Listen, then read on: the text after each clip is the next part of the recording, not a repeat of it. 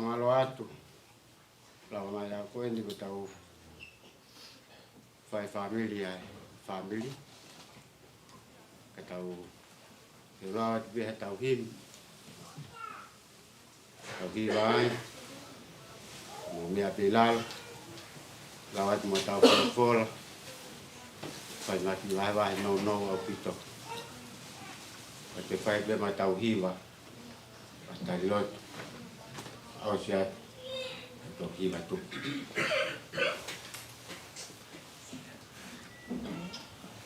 o me pilal tau hi va e ki ne ngo foi ha o le au ku fuea ai ki talia ke fai o fina ngaloia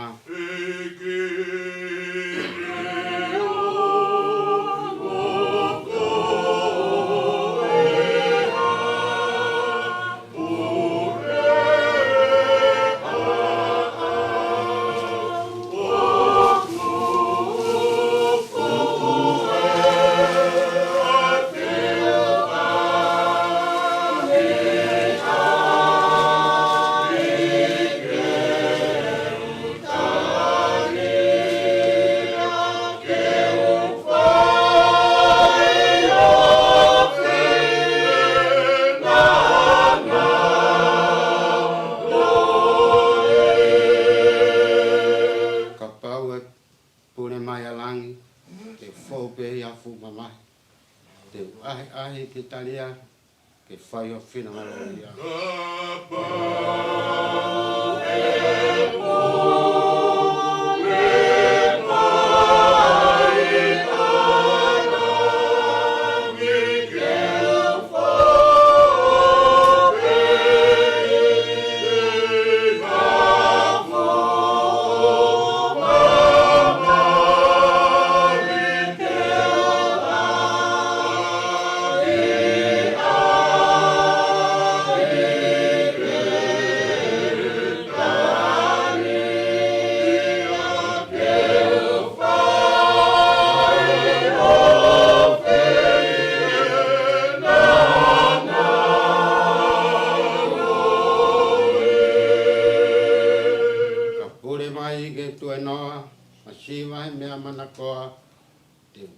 ai ke talia ke fai o fina ngaloia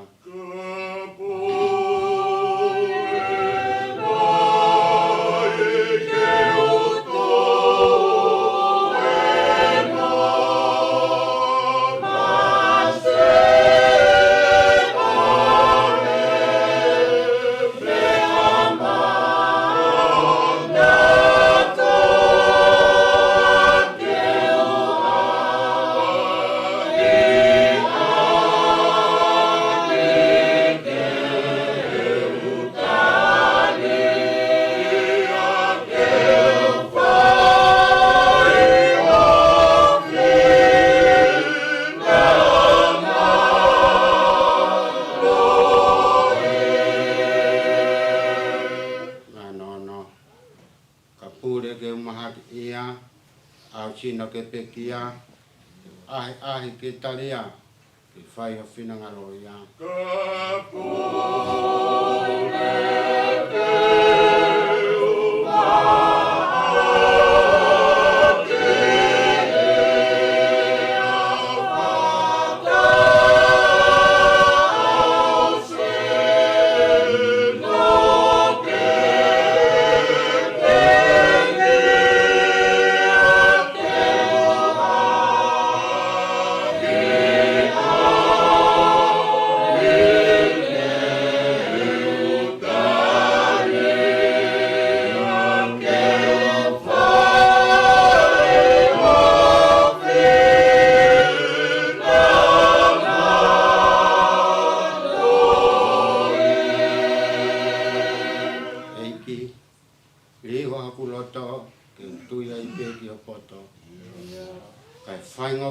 ke utaria ke fai o fina ngaloia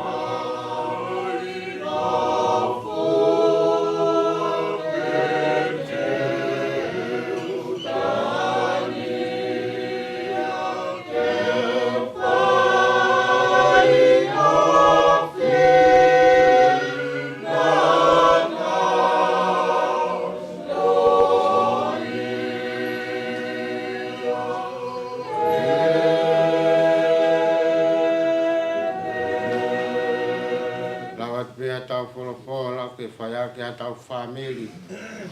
E fiaf koeni. Sione waha e tā whā. Ve siula ki ko no. Sione waha e taha whā. Ula ki hono on. Ai aku pe hono hiki. O ana tūku ke puputu o homo roto. Tui pe ki tai ki he o tua. Tui pe ki tai whoki. Kia te au. Ia api o e ku tamai. O ku lahi ai ngai. No wha ngai. Kanai kai pe he.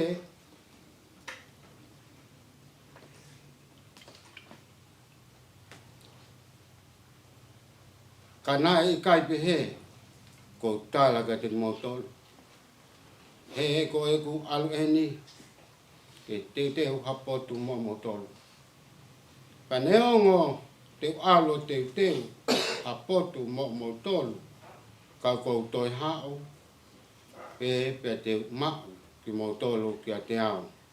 Ko hi. Ko poto o ko iai. Ke mo iai foki. Te ko poto o ko alu ki ai. O mo ilo no hala. Te lea ki ai tomasi eiki. Kai te mau ilo. Pe ko ho mea ki whē. Pe mau ilo whē ai. Ai hala. Fola si suki ai. Ko pe. Ko hala. E moi mo oni. Moi mo ui. Kai hawa taha ki e tamai. Kai e ne fōu. I e te au. Tapu ki he a whio ai o tua.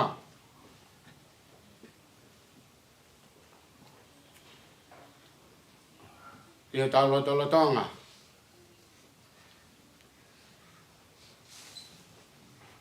Tapu ki hona o potu top tapuni. Hake ai e tau kore. Mo tau whakaamu. Hifo ai e tau whemau. Tapu atu ki e whanau. Mo whakamopuna hau eiki. Whare ama tapu re. Tapu ki e whahu.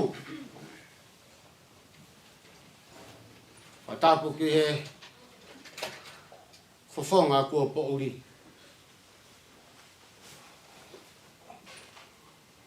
Tapu atu ki a siare. Kau mai. Whakamopuna. Whanau. Hono kotoa pe mo e family o tau hei. Inga ko e tala whatongia ko whai me i tāneti. Tau kātoa mai whai handau whatongia. Tala ngā tamua ke motuani. Ke whai hato whatongia ko whakakoloa he family. Whamalo atu. Atu motu. Ka tuku ke whai haki wahe no. Tisa.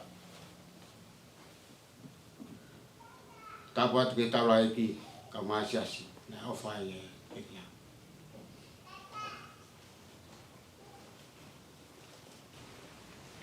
E whai haki wahe no. Pa moi fola oi ahoni. Whaka mama whai e sisu ene kawako.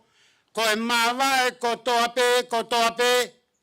E iai me hoko. Whenga sisu ke tō kaki ki he kawako e mea koeni. Au ai tuku. Ke puputu ho mauloto. Mau tui pikitai ki he otua.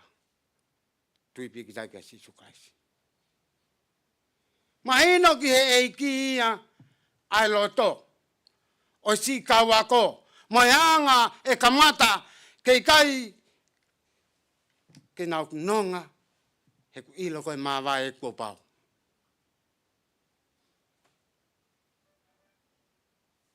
Kai ke amanak ai kawa ko ilo e sisu. Anau fangi loto. Whenga sisu ke talamahino. Koe loto. Moi atamai koe puri anga i o Sihova. Heku fuko tu talo ni ai. Tok tala i ono whatongia. Koe loto. Whe mau au pito he ki aua ke tukuang ke puputu. Koe puputu tene mau mau. Ai konga lahi. Oi nofo family. Nofo society. Ka mau he puputu haloto. More ai mama ai otuaya. Koe me bena e tō kanga ki ai eiki. Pea wakai ange osi hono tala tuto e whaifo i eke ia. Koe uhi koe ha. Koe kake mahino ia. Ke nā tolo. Koe nofo pe ia pi mori. Kai whawara. Whiohi pia mo eiki. Pea tala e mea mo oni he koe eiki koe ke toi tala tala. Ke takai hanga takata whaaki. Oku ne o atu ai mo oni. Pea mo e mea o totonu ke tau whai. Kai ke toi afe. Koe mea bea o whai ngā ta ai. Koe inga koe tau tai tala ngofua. Pea whai ngā ta ai e mea koto ape. Whai ngofua ko o io. Pea toki tari maari e a sisu. Aha koe ni. Tange sisu. Ko aupe. Ko aupe koe hala. Maoni. Moi maui. Ta koe maoni ko sisu. Kaku tau fo i he Facebook ka tala he whaai. Moi whaai koe maoni e. Ta koe maoni ko sisu Christ. Family. Koe pōre ia ka tau tolu. Ai kamata ai tau whailotu. Ke whakaheka heka. Ai whae fita koe. Hala haka ako ngai taha ke tau ofi ofi. Ke he fu ofa ko li lingi he o tua. Lave. Whamalo lahe au pito. Ke tau lahi ki. Ngai tala loto maari e kou whanongo ai. E talo e mau whiohi mai. Ai nonga koe. Uhi koe ha. Tari e iai pōni. Kai pupu tuu noa ia hamea. Wewe o mamani. Kai whawhetai. Ko hanga i sisu o whakangai tātu. Ke nau i loa ofa mai a. Ia kaisi sisu ke tau tari ko sisu. He kai ahata e whau ke tamai. Tai whau mai e te au. Amen. Tau toi hiwa. I hono whange au.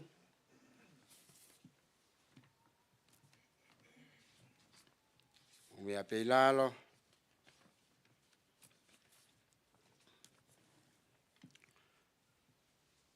Oku whaifo naki pe. Ai pure ai o tuaia.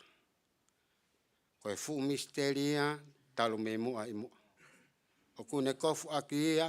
Ha au po uri whau. Pene heka he a wha. Mohala he pe au.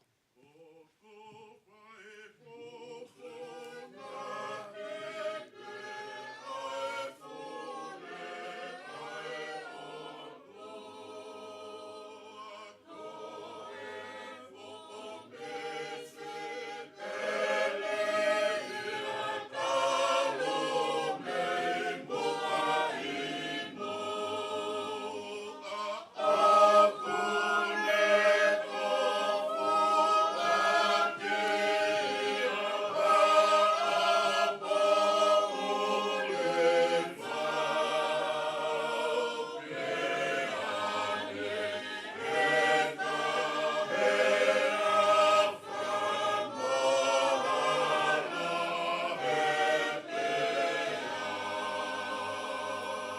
Ko te awe ai lelei, kai tuku pe ai kovi.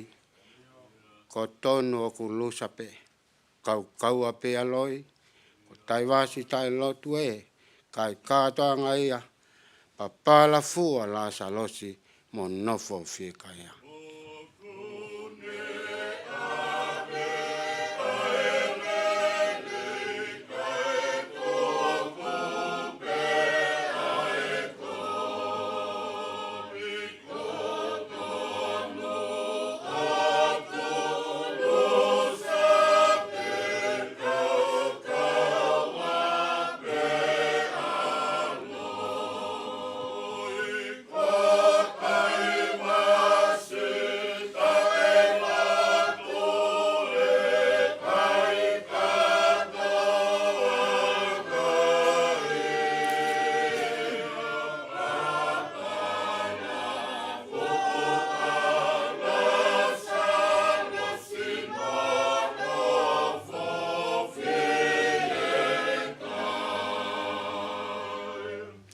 Kai he ngahi lau maari e o kau maata. Ko futu e nau tangi I lalo orita. E saune na ia fe. A mau totoni. Kai tuku tae whakamau. Aho mau whakapongi.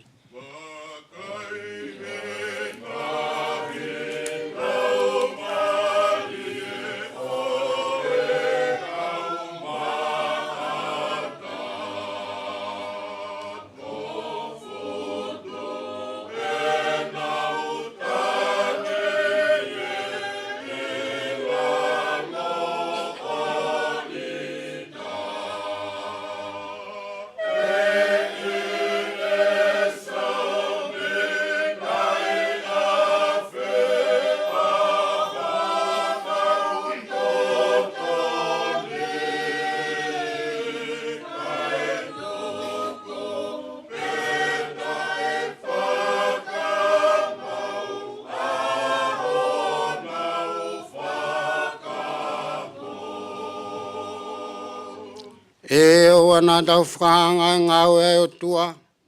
O e whai mamata pe, kai whai whakatui mua. Koe mata hau e ko ene ai pulonga. Ka oku mari pe, asi ono whawhonga.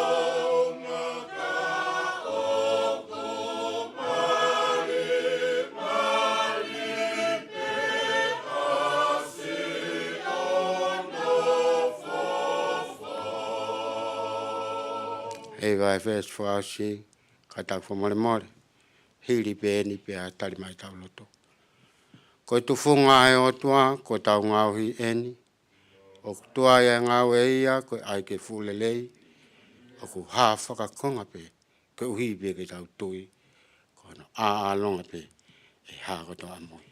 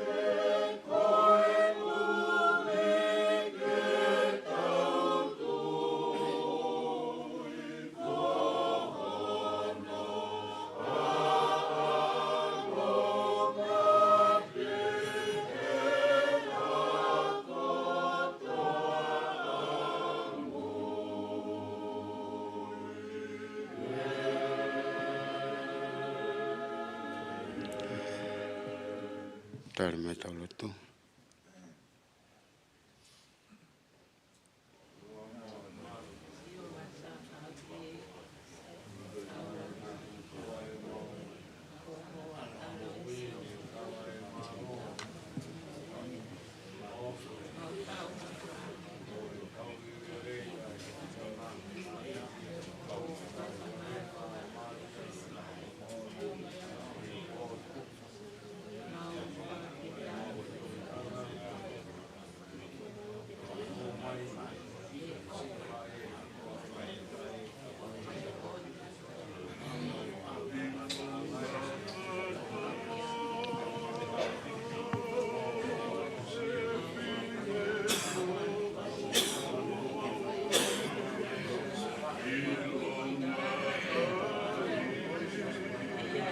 Ia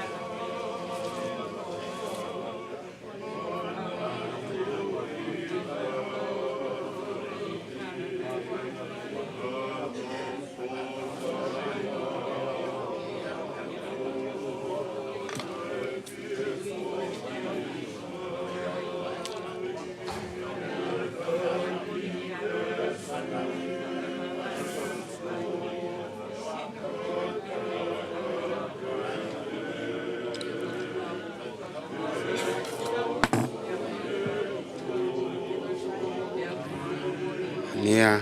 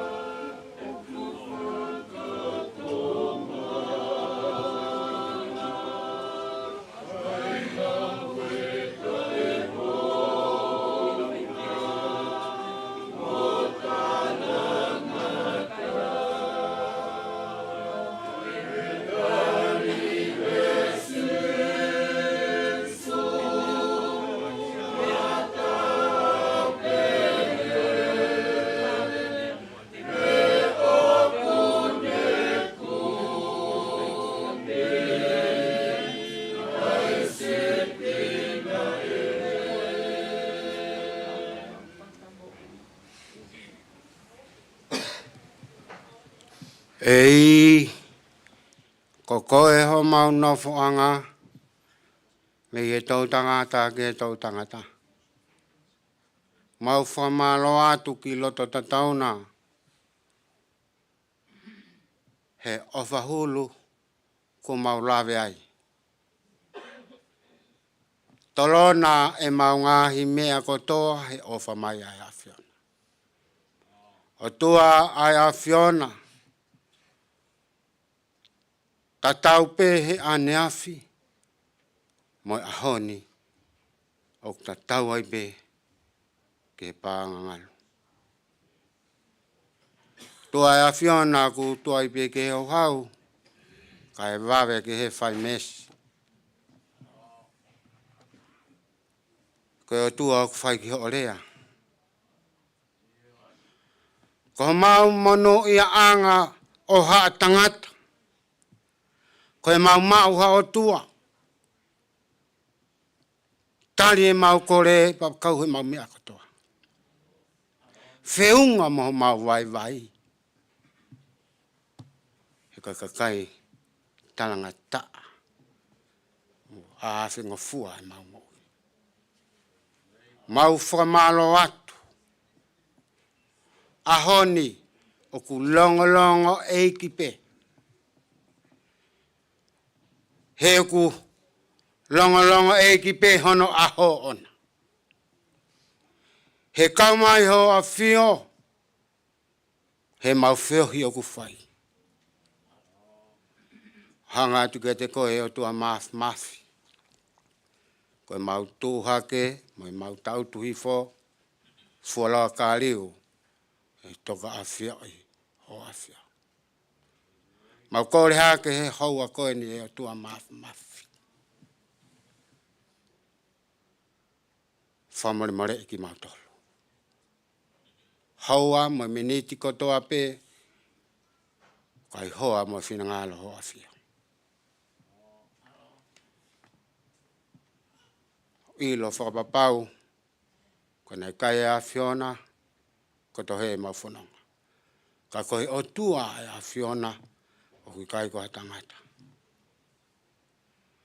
Mau whakawheta iai ke lahi ho a Fio. Toloto ai e mau whanki i tō nou ko toa pe. Mau hanga hake kia te koe. Tōki moa. Whahue. Family. Taula eki. Siasi. Moki mau tolu hono ko toa pe e o tua. Tāpua ki mai moki whakamanu ia. Alala ana tōla. Koe ngā. Koe whae koe ni. Whake he a Fiona.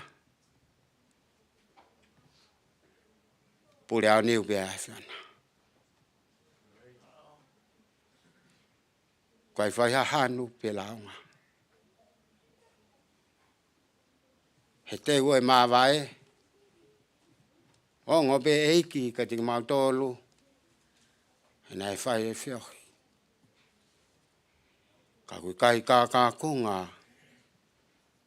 Pa moe pūre ai a Fiona. Eiki. A whitau lalo pe mua ho a Fio.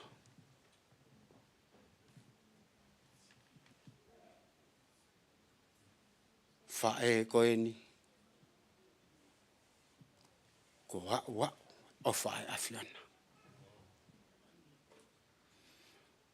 Alu o toi ope hato ai o whae a Fiona. Kumau lau kau aki. Ai nonga koe nā ke whaki maana. O tau ange pe o tua. Whanau e whamapuna. Ke whakaili ai ai o whakoia. Mahanga ato e o tua. Mafi o a Fio ka ka mea. E tae malawa. Koe pūre ai a Fiona ku ke hanga kātoi. Ta mooni pe ai sneri. Koe lahi ho a Fio tatau me he vai koe ki he vai koe. Kai ai ato tatau. Ai lahi ho a Fio. Eki e ngau e pō koe ni. A whitau lalo pe ho a Fio. Ki mō mua pika mau mui atu. I ngā koe kau vai pe ki mātoro. Tū takai e whili. Ngai whainga ta ai o tu ai. Amore more. haufi ki mātolu me ngai mo fia o whanongan. Ke ma wāu kia pongpongina ke tala tutuuni ho a whio na whai me i tāniti. A whio mai a koe mau tamai. A mau nofo atu ho whanau. Wa whao alo kalaisi ka kau mau whamoi. Amen.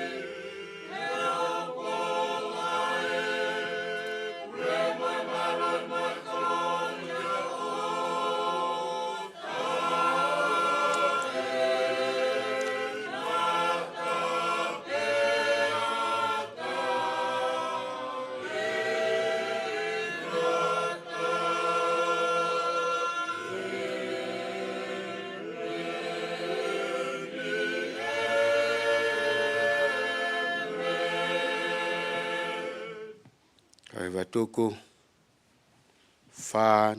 nima tau hiwa pea ngai vesi me ai. Kalistiane au ai loto sii. Ne ongo homa ua e fu mamahini. Tauhi o loto lahi. Tuku hoi fia. Kei sātai pea sātai te kiriwaya.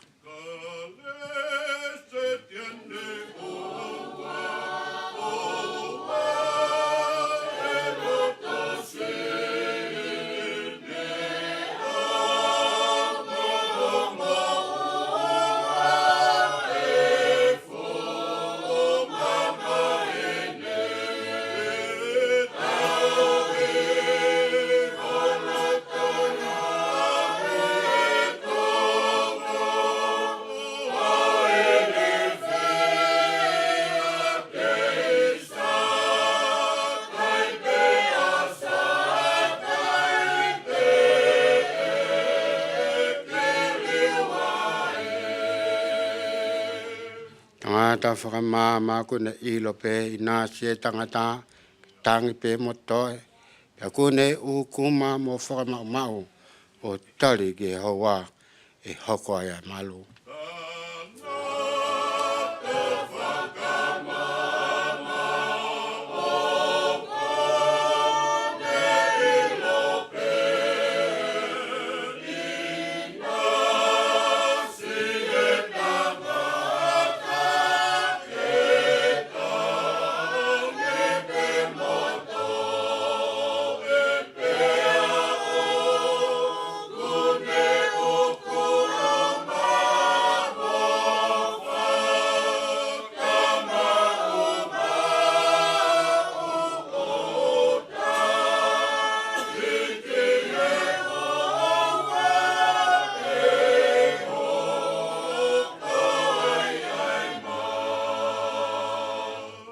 Whaasi mai vesi.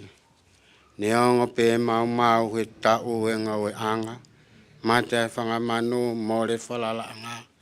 Ko au teu loto lahi, ko au teu fia. Kei sātai pea sātai te kiriwaya.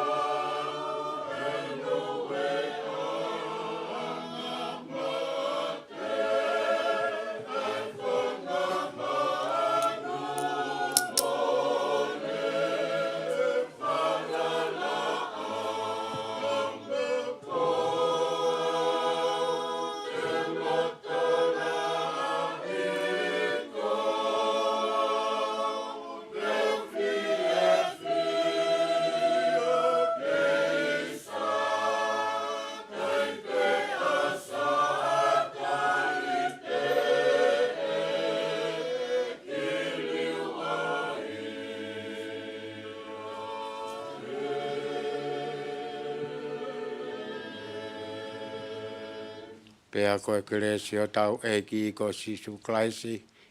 Koe o whalahi ki he tau tamai ko e whiohi. Mo tutuku mhono lau maari e mano ni. Amen. Amalo atu ke family. Lava tau family au ni.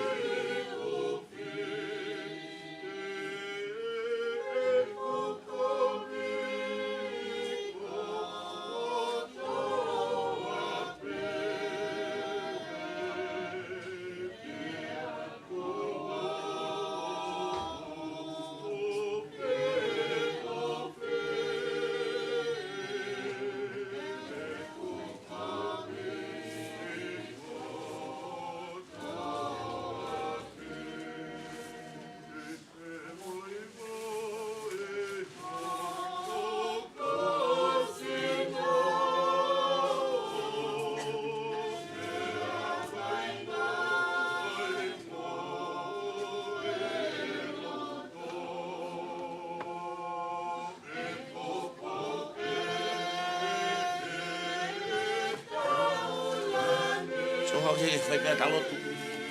Ako ke whaha talotu e a amane. Ia.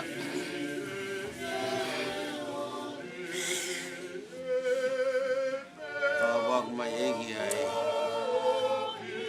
Aoyanga o kamalake ma kamatani. Ia. Malo. Wak mo kai ngalotu e hiwa mo mai. Whatungia ko pape. Ia. Pape ke whuhirangani e hoko. Ai maulotu ke pānam kakala ia fiona. Malo. O me malo i whare hako whaa. Ia. Nasi ai ke whekau. Ongo kaunanga. Raisi o mau whaa mo hui amen. Amen. Kwa himi ana. Ia. Te ke ulau e himi uai. Le soni ko kose.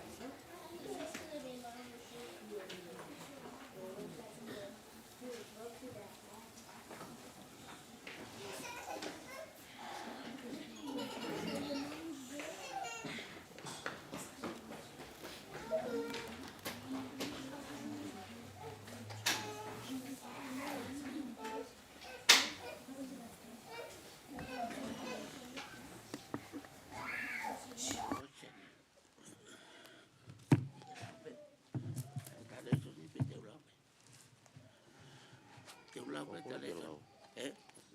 Te ulau e ho. E koe.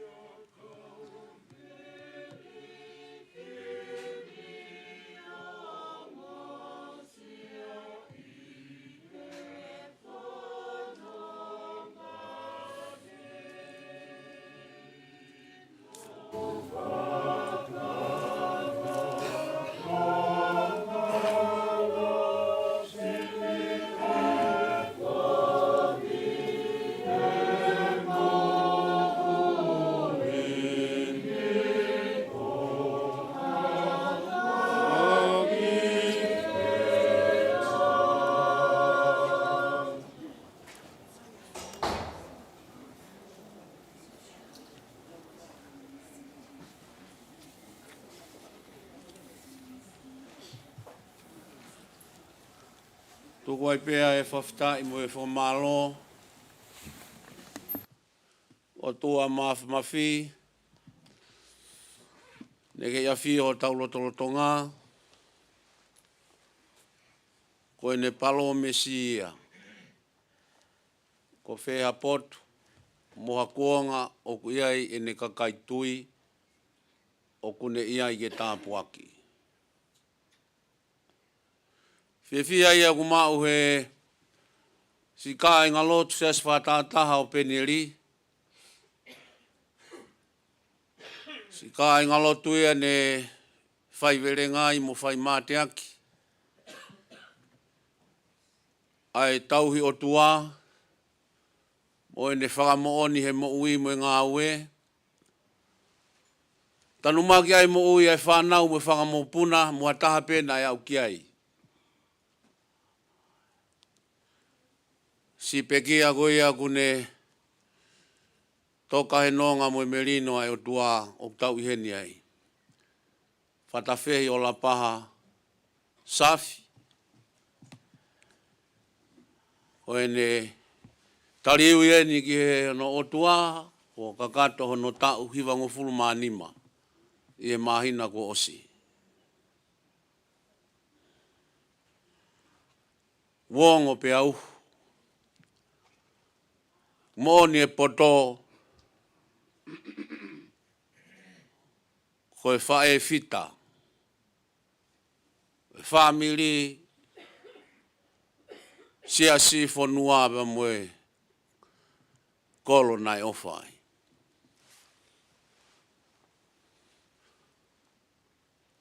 Kako hono langi. Utau whakataha mai koe ui, koe pekia. Kako moni e whatu sa me. Koe aho penina e teu e sihova ke tau haka mo whakawhetai ai. Ko tau whiawhia, koe hui, koe tau ilo pau. Si mo ui ai whae koe ni koe kui, koe tua whine. Kau ngā pirikimi o eiki. Whine whaka ofa. Mei loto ene mo ui o talaki tua. Pau koe tau ihe nia koe tāpuaki. Oku omi he matea e tāpuaki ki he kau mo ui. Ke ho koe aho mate, koe aho whawhiawhia. Koe aho nonga mo whia maari. Pea ka tau ka tangi o riringi ho tau loi mata. Koe tangi he whawhetai ke o tua. Malo ai ma kaunanga whae fita lelei. Kahiri e tau mawai a pongpongi. Tengi hia he ngai aho ko hiriange. Wa ngai aho ku te tānak mai. Koe tau manatu meri o turi. Ke ofi. Ke tau molo mui wae ke he mo ui. O sia tau toku tahani. Koe uhinga ia e tau ihe ni. Pakone uhinga maari e ka te au ai mea kui koe a pō. Mo e tau maalari e mo ui. Koe hae whekau ai eiki. Oku omi i he mo ui ai tō taha kune hanga ui. Whoki e sino ki hefu. Ale lau maari e koe koloa e o tua. Patuku ha whekau ke tau manatu meri e ki ai. Whawhitai a ngai ai ka inga lotu. Whatawhehi. Wau lere mai. Kau whataha ba mo family, mo whahu, mo lumotua. Whare o mataa pure. O tau ka inga ko tope.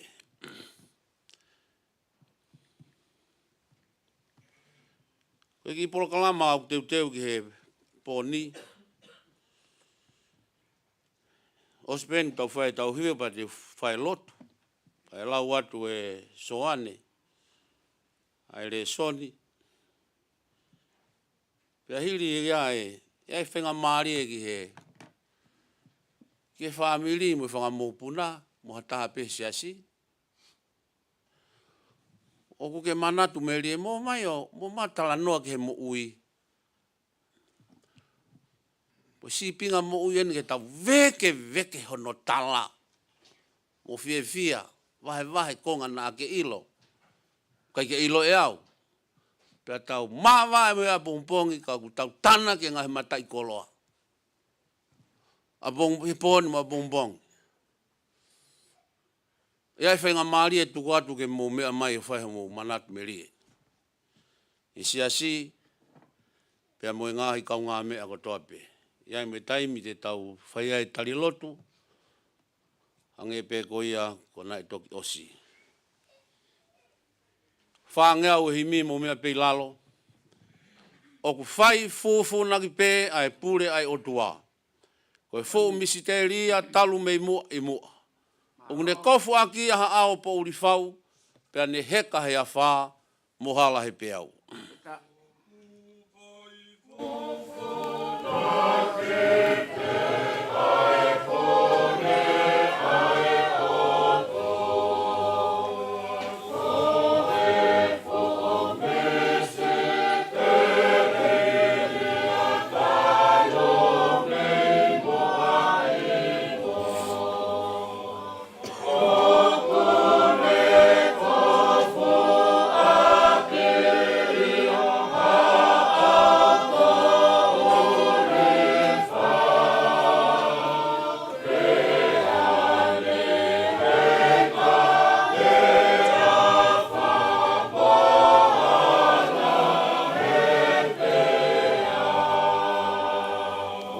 Ave ai lelei kai tuku pe ai kovi, ko tonu o ku lusa pe kau kaua pe aloi. Ko tai wasi ta elotue kai katoa ngaia, papala fu ala salos monofo fie kaia.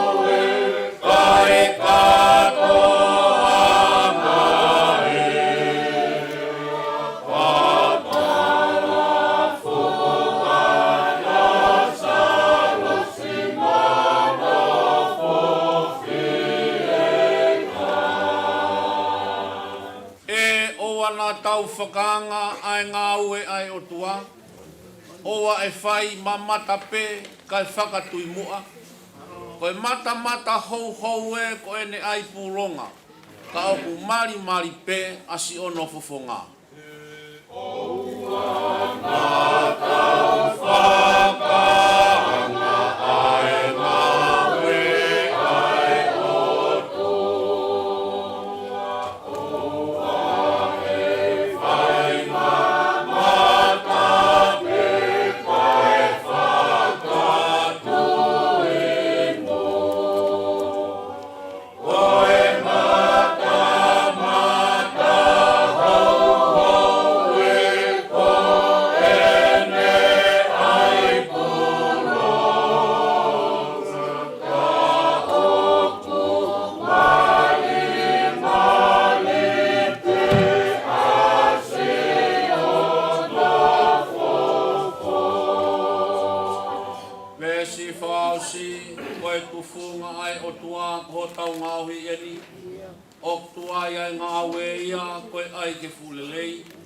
O kuha whakakonga pe koe hui ke tau tui.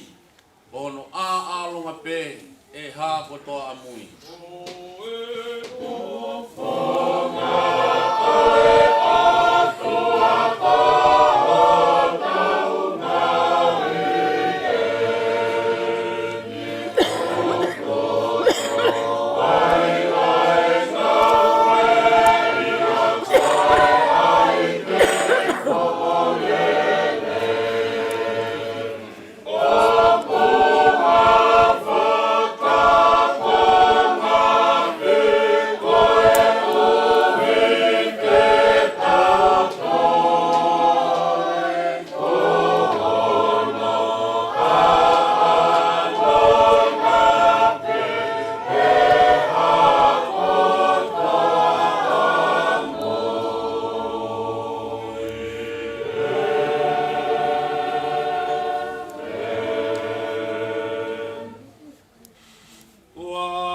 tau mamao. O mau hau alofa ia. I he pō whakakoloani. Neongo pe o tala whakamisteri. Wofa ofo pe e mau mo'ui. Kohe koho ngahi ngā ue. Iho alo ko sisu kalaisi. Koe whainga maarie. Koe matapā maa mau tolu. Ai mea uri i he uri ange whau. Ke mau ilo mo sio i a sisu. I he misteri tau mamao ai a whiona. Tau mamao koe hui kua uki he mate mo e pekia. O kukei whehu i pe e ho mau ngahi atamai. Koe haa ko awea iai ni ho hange ko whatawhei ko aua. Ko haa ko awea e mau whanau vare vare. Nau kei tutupu hake. Ko haa ko whetukutuku mo e whanau. Nau kei talavou mo whinemui. Pa te mau whehu i mono ngai whaunga keheke. Ho awe ki mau tolu mi he kauwai koe ni ku tawhe mei he ni ki hena. Mo e mau eke mo whehu i. Kau kai ke mau ala au mo ilo. Ki he misteri ai a whiana. Nā mo e mau uhinga o e mau iheni. Nā mo e hala whanonga ki mau tolu te mau hoko atu e mo ui. E a whee haa mau wau atu. Misteri e mea lahi ka tengu mau tolu. Aku mau whawhe tai. Kau whataha pē mo wholwhola. Koe uhi pē ko sisu. Hange e koe ana mau toki o ngona. I whawhamiri ko whai. Tā koe halaia ke ilo koe. Ko sisu. Tā koe moonia. Ke mau tō karikari ai. Koe tuu ia sisu. Tā koe mau ai mo ui tangata. Mau a sisu. Io. Pa te mau amana krerei ai. Whanau na, oi preke mi aku mau whai. E ai aho te ke haere mai o hange koe tala mo i visone asione. Whawheroakia te ke mau tolu ko pekea. Mo ki mau tolu ha potu pe i he mo ui te mau iai. Awe ki mau tolu ke mau wheiloaki mo mamata. Ke toi o ngahi tui mo e hau e ngahi hau. Kone ai teunga mo ai kalauni o ne a whio i hono taloni. Pe aku haha o ki aiba mo e fuutako lahi whau. Nau ngai teunga tōtolo whahinehina. Pe aku nau kalanga o pehe. Whawhita mo whamalo. Koloria ki he langi taupoto ki he lami nai pekia. Ata pēni ku wafitaha ke mau whakaofi atu. Tā kuiai ai mo ui heni, nā ke whakakoloa ki omi ki mau tolu. O kuiai ai mo ui heni, mo e whanonga, mo e whatongi anke whai. Iai aho te mau whoki atu. Iai aho te katoi haere mai ke whai ho mau whakamau. Iai aho te mau mātā ho fufonga. Tā koho mau otuaini. Tā koho mau haukau kauaini. Tā koe tui enu e ngahi tui. Koe tui langi ia. O ka ana ai langi mo mamani. Mo lalo funua. Pako mau whawhetai mo whakamalo ai. Ma neongo ai tau mama ai afiona kai a po tu feunga ke mau tu ai. Ke mawala whamatala ho ngahi whaunga e na kilua. Alo. O ma whamalo pe. Ko hui pe ko sisu. Pea koe nia. Ai whawheta i he whiaf koe ni ma moe koloa ko tuku mai. E si whae fita koe ni ko whatwhehi. Omi mono koloa he apostolo he whiawhin. I wholofola o mau whanonga moia he wike ke sabate. Tala mai he apostolo. Koe mea nei misteri mo fufu e kilua tau mama o. Ko whakai aia i he kuongani. Ko tatala. Ngai ai pulonga. Ka tau ilo ai iwi. Koe ngau e whaiwhaka mo ui a sisu kalaisi. Koe sendai le mwesiu. Ha taha pe. Na e ngau he otua. O mou anta. Ki he nofo langi ia. Whaftai anga ia ho mau lau maari. Whamahino he apostolo. I he ni pseri ke kāinga o kolose. Tō mau. I he mea na usi whai ai ho mou ako nekina. O ai heke holo. O ai lere holo. Nofo mau. I he tala whakako o si peli. Na e osi whai ka teki mautolu. Koe ngahi ako whou ku hu mai koe nā. Ke whakasi e tuunga o tua. Mo e tuunga tangata o siso. Mo nofo mau pe i he mea. Na e osi whai ahono talatu e he kau apostolo mo kau karistiane kehe. Ko siso koe alo mo onia o e otua, na e hoko mo onia ne hoko tangata, ka e lava ai palani ai otua, ke whakamo ui ai kakai yanghala.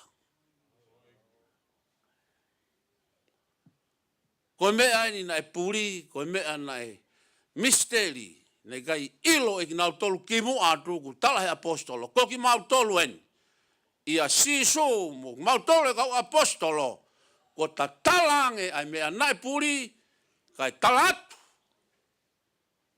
O ki kai koe hako peo e palaha me o ku totonu ki he mo ui. I longa pe hata. Hatangata pe fefine. Haofi mo ha mamao. Ai siu, ai sendai le, ai karisi. Harea ha matakari. Ko sisu eni. Ko sisu eni. Ko hauke ne whakaanta. Ke hawa e matapā. Ke he nofo lang ia. Moia. I he tui. Talangofua mo e nofo whalawa. Malo au pito. Ai maukoloa. Hawhei taulalo. Tongi e koloa ko ia. Ke whahu. Rumotu a. Si whanau. Siare. Mo whangamō punanga toa. Ia Stephen. Ia Roland. Ko tōko toa pe ai family. O e ngalo si kai ngalotu. Si o whaanga o whanawhi. Mautolu ko toa pe ku lava mai he pon. Tauange mo e talafungani. Ko toko mai. E awhiona i ho o kaunanga. Ke ai i loto i he mau ui ko e mau mata i koloa. Ka taimi o ka mau ka mei vai. Manatu ke halafononga whanawhi. Ka taimi ko mau mei fo i o holo mui. Tu karikari. Nā ne tuu pe mo e lau, tau e ne hiwango fulu mānima. Kei tuu pe, kei tauhi pe hono laka ngā, kei whalala pe ki hea whiona. O ne tari ai a hono ui, i e loto whawhetai. Mo e loto honga ia. Ko e mau loto ia, tāpu aki mai o toa, whatongia kotoa e pōkoen, koe nā o e apongpongina. Tuku mua ke whakakato, ai amanaki, mo e teuteu kotoa pe ai family, papehe ki he kāinga lotu, ke lava a e mau whakahek-heka, ai si i kaunanga ai a whiona. Pia ke tuku hono nofo anga mau, ka no laumari e ke mau. Pia ke hoko ia, ko e mau mata i koloa, e piliki mi te mau hoko atu, i e mau ikoani. Tari mai a whakato e ngāwe anga e pōkoeni mo e pōmpuina, mau kore eni i hua whāpe sisu ko mau whamu ui, emeni.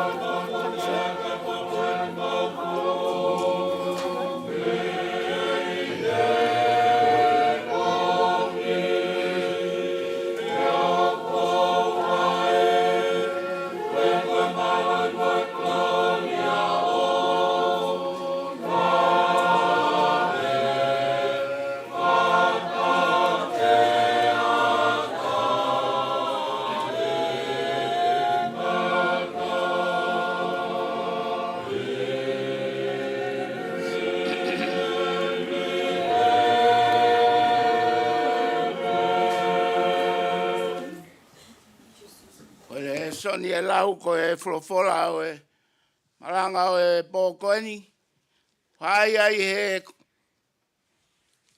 ipseri a paulaki he kakai kolose. Uraki o e vahe, te ulau me he uawha o e vesi, te ono uahiva o e vesi. Ai au pe ono whakarea. Ko e mea o kua uwhai i e taimini, ko e whiawhia i he ku ngahi mamahi, ko uhi ko ki mou tolu. O whai i hok kakanoni, ai whakakato e ngahi mamahi a karaisi, o kutoe ke whai ko uhi, ko no sino, ko e siasi. Ai ana aku hoko au, ko e whai whekau ki ai. Ke whai a lakanga na e tuku ki a te au, maa mou tolu. Aia, ko se tuata ai o tua. Ke o siki ai wholofola ai o tua. Ai misteri ko ia ne fufu i he ngahi kuonga mo he ngahi tau tangata kua hiri. Ka kua whakae a eni ki hono kakai tapu. Aia nai whinangalo ai o tua ke whakailo ki a te mou tolu hono lahi fau. O e langi o e misteri ko ia, i he lotolotonga o e sentaire. Ai ako eni, ko ia te ki mou tolu a karaisi. Ko whaka manaki ki he langi ia. Ai ako mau ongona, he mau valoki, ai tangata ko toa pe, mo e ako naki, ai tangata ko toa pe, aki ai whahinga poto ko toa pe, ko hui ke mau atu ai tangata ko toa pe, ko hawa ia klaisi su. Pea ko te whai ke ongo sia foki. I e whewha uhi ke lava ai mea ko ia, o tau mo iwi o ene a whio, o ku ngaue i hoku loto, o fu malohi, ko wholofola to nuia, au tau eiki. Amen.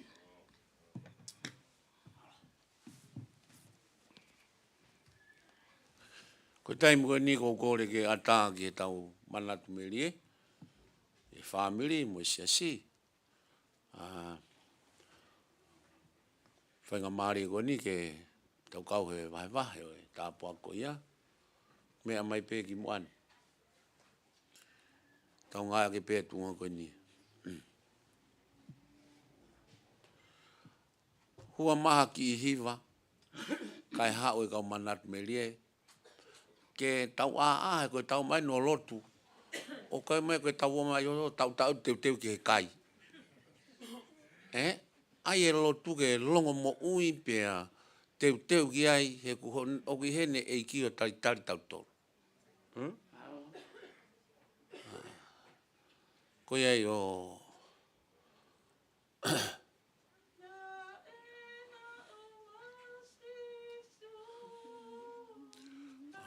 e lotu la mai lon ha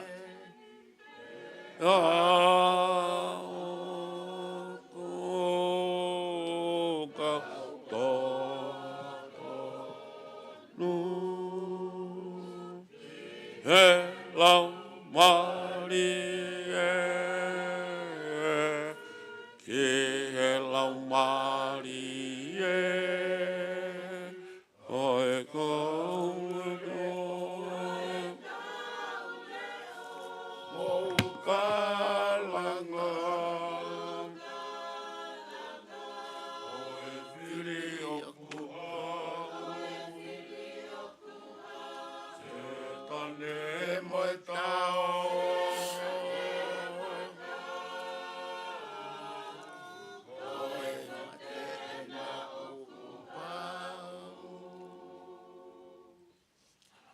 Whawhitai ki he ki, tāpua kotoa pēu tau inasia I he efi afkoen.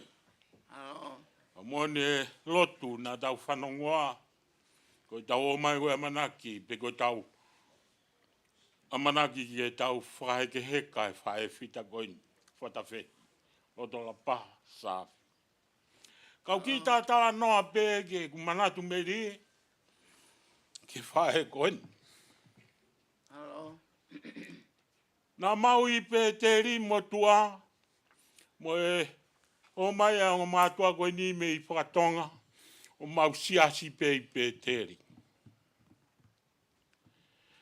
Ko tahe mea o kou mahu inga ia he reo e onga mātua koe, koe ne whakahino hino ki mau tolu, I harafononga e ngāwe e siasi. Pea, whai mai mau whono ngā. Mo whanga moko puna o kunau fu kei ware au pito. Ka mea koe ku manatu ki ai whatongia o whae koe, hono whatongia he tau ki whanga moko puna. I he lau toi whasāpate, I he homi ki he lotu, mo e whahinga whakawhiawhia ai siasi, ene tokanga ke tui honau ngahi ka hoa ka kala. Tui mo nau whangita awa, ai ho nau whangita awala. Pa koe ku lawai atu e whanga mō puna ko ni, ko nau mau whamiri ko toa.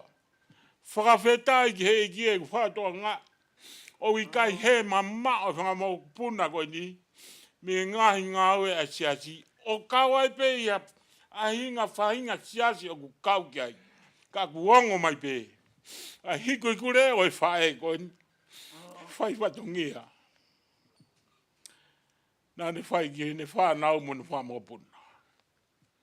O au ka wahinga tunga ne mawa o ai ki Penieri, o ahoni. O whawheta I ai ki ngā ue na mawhalawa mai ai mo e whikau ai whawhikau. Ke mau atu kai ke lawa mai a whine e ki ke lotu. E mau atu ave, a sakala me niti ke whine e ki. Ma mana mau pe mo e kua rat, mo kau ngā whanonga.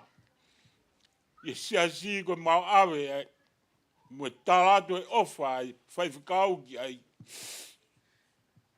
Une lawa pe ke irea kai ki ke iongo e ne whanongo.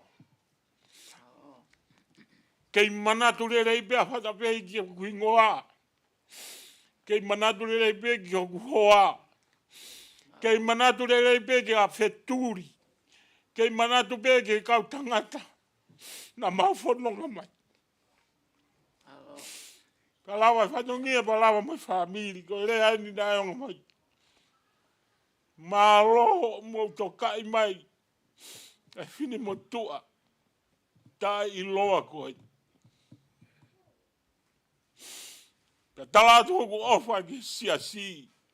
Pia talatu hoku ofa ki whaiwhikau. Ko whainga ako nakia e whae koe ni ngai ngalo he mo ui. Ma whaalawatu e taimini mo wheturi. Ma whaalawatu mo halahoro. Ko whekau ke awe pe sakaramenti. Ko si siare peni mono hoa. O tumai pe matapa. Mo Steveni. Ko walo atu whakare atu ka siare ko e o mai nge o maa o mai e whine eki. Whawheta. Watailoni hoa o mai. Ma moa pe ki whare kui ai pe. Ma atu o Steveni pe o si nofma. Ko rea o kui kai ke ongo. Ka au whakahoko Steveni e maurea ke whine eki. Whawheta ki he eki. O kui ai pe whangamopuna unau kei tūta whakpe ke ongo pe. Ke whanongo pe. Ko e hae rea e tangata. Whakaongo mai. Me au toni e tau mana tui. Ka inga kau ngā whanong. Ko malo atu ka koe siare. Tōtou ahi hatu pe ko si tū mai pe. Kono tautau e reki mautoro. Ko malo atu ka sepi. Kau maa Steveni. Kai ke lava. Kai si oange pe a whine ki he kei lava o ne awangi apsiasi. O na si oange pe ki helo tū. Ma hana e mo ui. Whamalo atu he kei mau e iwi koe amo e loto ko ia. Ke whai a ke tau whanonga e hala whanonga. O tau whanonga. Kua tau ange pe kau ngā whanonga. Kua tau ange pe si kāinga ofa he po koe. Ko hiku reo e whae koe ni. Kai toi ngālo i he mo ui. Ko hiku reo e whae u rea vai vai. Ko hiku reo e whae u ni tala mea mo oni. Kai whawhita. O tau maa whenga maari e. O mo ui ke tau whanongo. Tau maa whenga maari e. Ke tau to'o e ngahi mea o to tonu. Ke tau o mo ia he hala whanonga o tau whanonga. Ka pēa e te o whalai ai kai mo tōru. Ngai whamiri ko tō pē, whanau pe mo whamopuna. Wāt kā snate, māloi fua e whatongia. Hukai puri ke te au, ngai whatongia ko tō pē. Ko mo fue sia, o tonga i kei mo ui a whine i koe. Whatawang me ke o tō mafi. Kene whai hono tāpo i kina ki mo tōru. Ta pē kia tau tōru ko tō pē, mo mea mai poni. Ke tau kaunga a manaki. Ki o sanu whahe ke heka o e whae whita koe. Pepe a rea o whala hea koe mo toru. Ngā tai rea.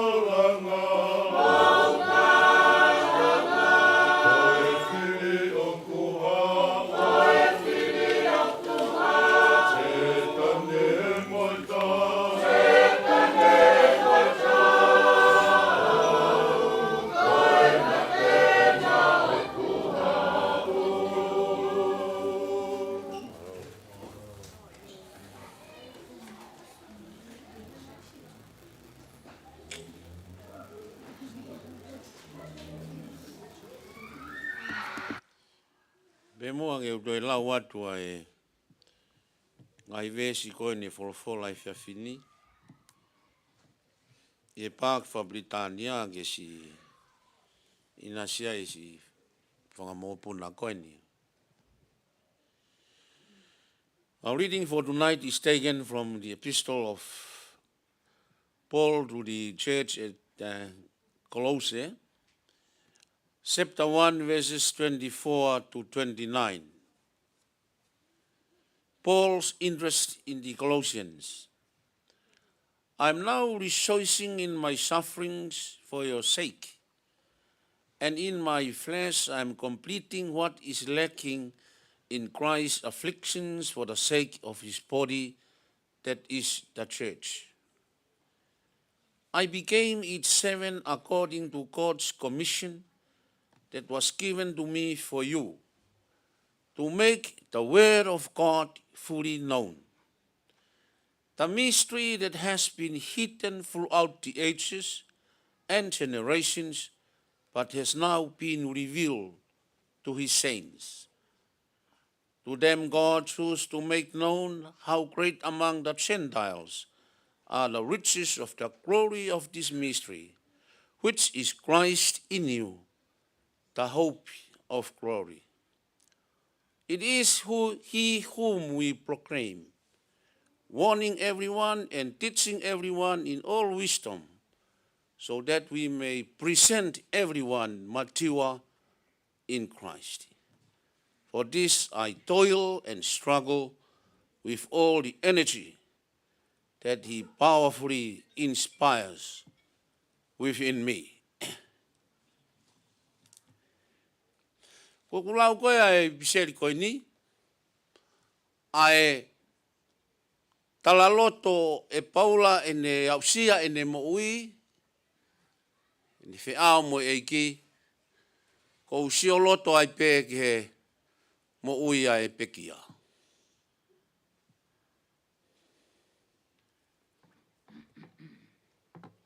Koe kirea koni nai vahe kia lo ni, me aia te mau manatu me rie fuoloa ki ai.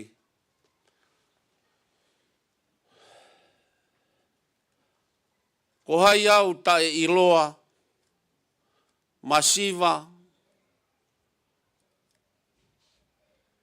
ke mau whakaongo sia mai, hoku wakai.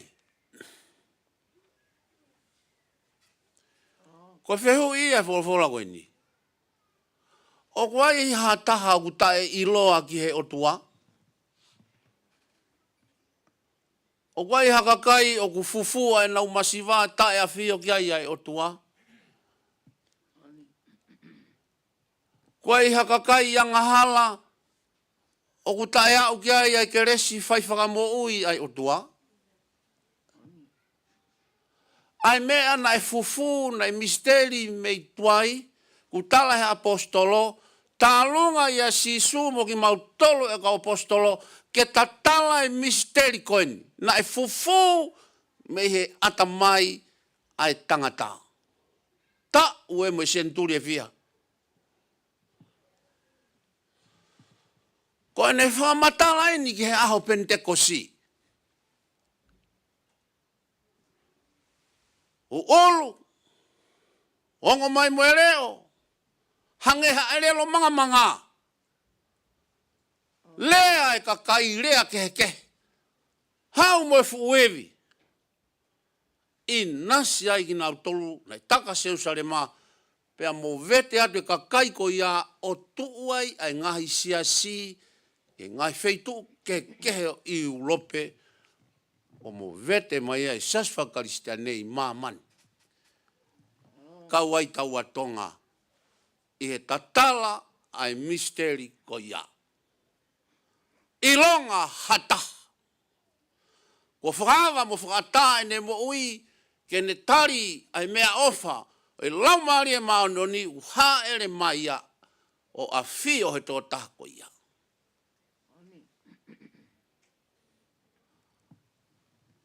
Whakaukawa ngepe ku ahata. E tui, pia ta e mau, ai mata i koloa ko ia. Kai tu pege u fai pe ta no ko ni. Foloa tau mai ne gu mui mo fai fatongi hai saso eki. Pau sia, pau wako pe me alahi, pau whanongo pe ngahi me alahi. Lahi pe ngahi me alelei, tu lahi pe ngahi me atai whiunga. Ka moi loi e ku wakai he siasi he taini wei. Hange e koe siasi o ku tau whanonga e ha whei tū o ku whaia e tau o ku tanu ai ai pulukoko. Alu ete. Ngongo tapu o atoe rea. Nā rea mai tamakoe. Pau tau alu ngongo tapu ai pe kau karistiane mo tau ngahi siasi. Ko tai pe mo mea ia ki tau tolu. Pea si ke vahe ai folfola ki kau ngā lotu. He koe ha.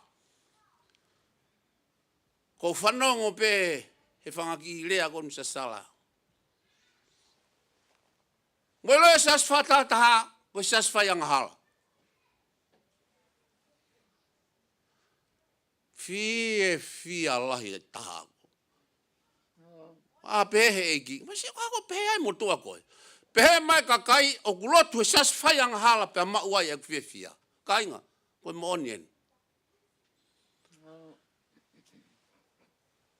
He koe siasi, koe whakataha anga e kakai i anghala. Turi ki he mā oni tape, koe otua. Pako tau wau pe ke hatu unga ko tau pe ko tau mā oni mosai.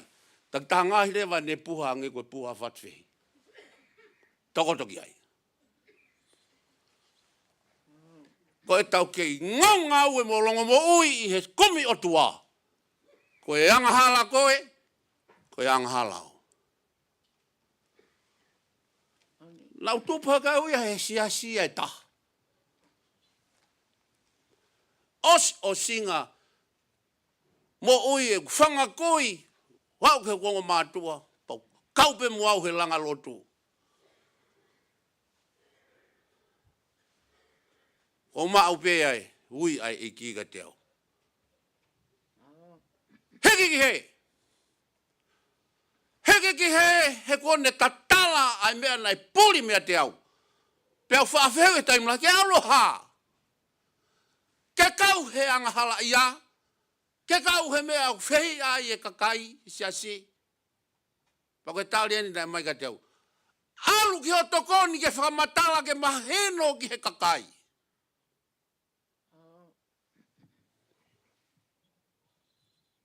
Koe siasi, o tau kau ai he siasi o eiki. Koe siasi, yang hala. Tori, i he mā oni ai otua. Nā tau tupu kotoa pe, koe yang hala.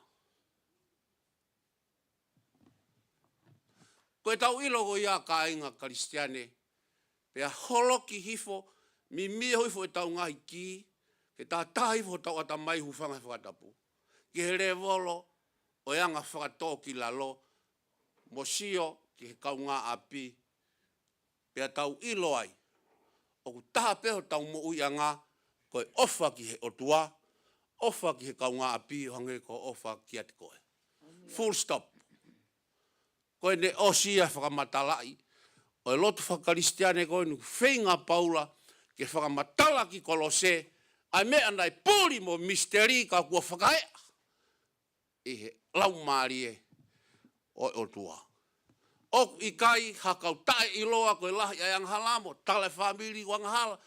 Tala mo e kolo na hau mei guau pene tau whakahingoa mo i siasi anghala.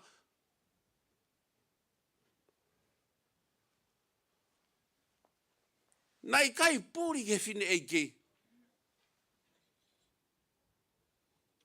Tau tu pēa whatawe. I e siasi. Mono ka veinga. He koeanga e whakamatala mamani.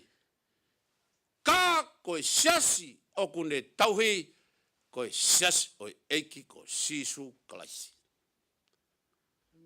Ko ne mahino ya ki tau tolupa o tau ataina. Lea ki mua, lea ki kakai mui mai. Ka oko seo nge ko ngotu tamu lea e tau alu he tainim. Na lea mai kai lea ia i ho tau ki kai ngaloto. Tuku au pito ia. Ko whai atu e tau lotu a tau tolu i he ngahi mea whakai mamani.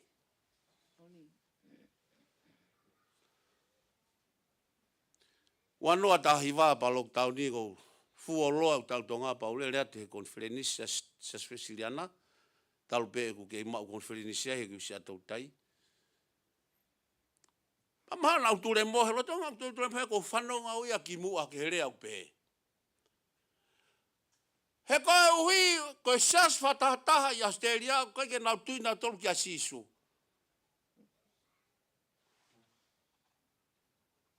Hange koe ku. Tuki ia taha hoku mafu pau tu. Tu peo lue. Fonu e konferensio lue haki ke pe ki mua. Pau pepe he eki. Tokoni mai ki he ku aluni. He koe mea ko uongo ki ai ko ha umai e loi ki whai lotu.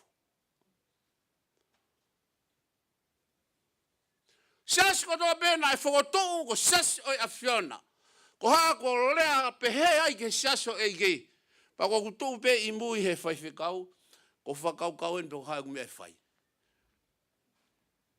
Pe koe fusea koni ko whalalai. Pe mama pe ko mata. Koe konferenisia ne siasi. Pe mai sketari. Ko haa koe la. Ai keu ki lea. Ki haa, ki mea peta. Ai ke wawe taimi. Pako kulea pen. Konferenis eiki. Ko siasi koni na te oso no whamatala he whaiwhakau koini. O kou tauhia e ngō ka inga lotu e ua i sene. Ko lere mai konferenis koini. Ke whakamat whino pe ki he konferenis eiki ni. O kumau kei tauhi pe e kakai e eiki. I he ofa ki he otua. Ofa ki he kakai. Ofa mai ki tongani. Tau mo ui pe he ofa ngoia. Ko whawheta i ke eiki, mahalo ko hinga pēna ni aweau ki konferenisi.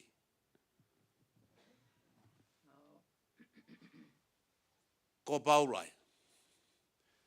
Ko e mea e, na e tuk whakaholo mai na i kai ke tala ia, pe ke ta tala pe kauhono talaki, mo palofisai he kau palofita, o kuto iai hakakai e mo ui i he otua ko Israeli pēta. Talunga, mo hoko mai, ai aho pentekosi mo hifelau maare manoni. Ya vangi ai e pita e misiona fo'ou, alu ke he kausiu o tala kia sisu. Hena ke tui nau tolu kiai. Tawa mo e whainga maare ka paula, alu ke he sentaire. Talae, o ngongre. Pea koe mea ni kone tala mai ka te tau tolu e poni. O tala mai he mo ui koe a whata whehi. Ilonga hataha. O kune tui, mo tari e eiki ko sisu kalaisi. E mo ui. O nofo. O langi ia. Koe tau ngā wei.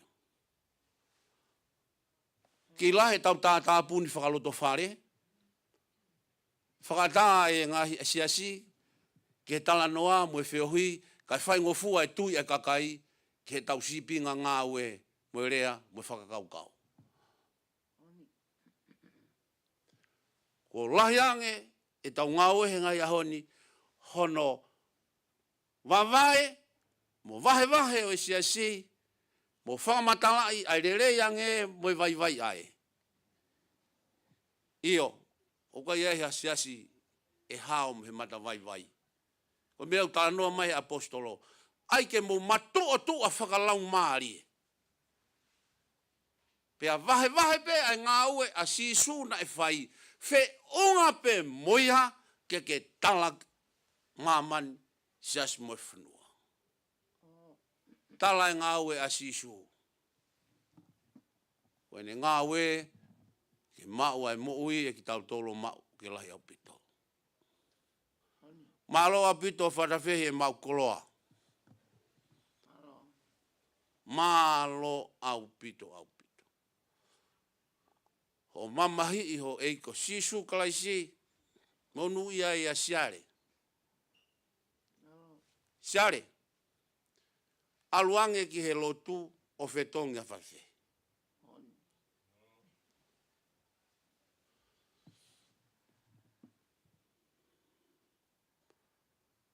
Whea Steven, moange ki he lotu o.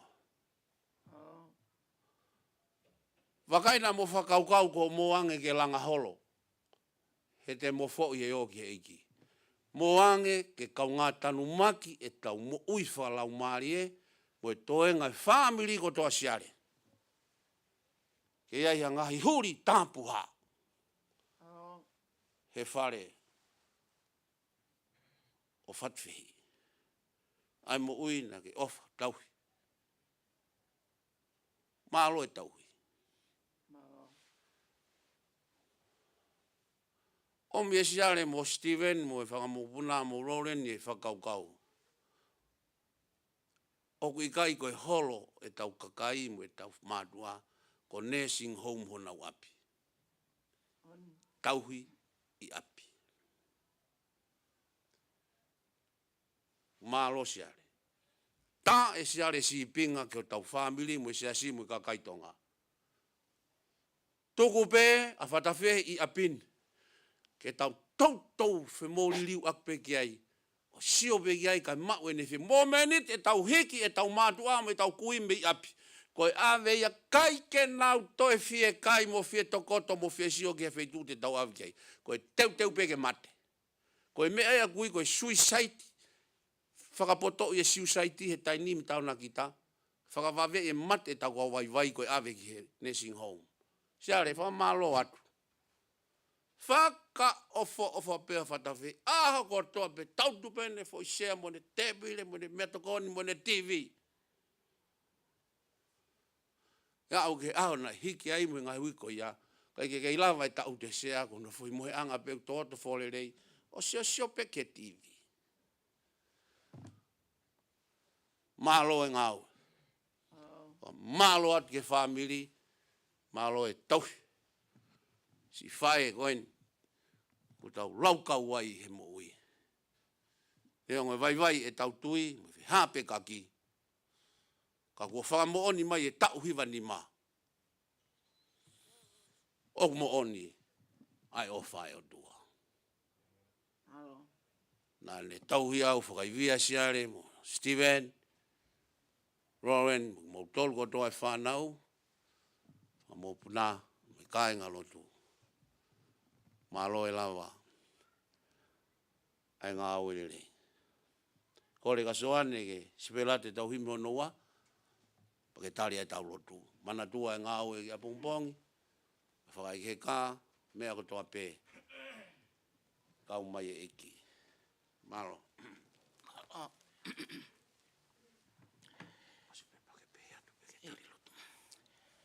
Ko e wholofola himi e toe. E tau toi hiwa ai, ko hono whange au, hono ngofluma ono o e himi. Te ulau atu peha ngahi vesi. O ku ia kalais pe, he wholofola mo ui. Mea ka ia he lau maari e, he wholofola mo ui. Mea ke mama e loto, whakatupu ai poto. Lea whakaofo, lea au kuvovo, ko e fufunga mo ui. Mo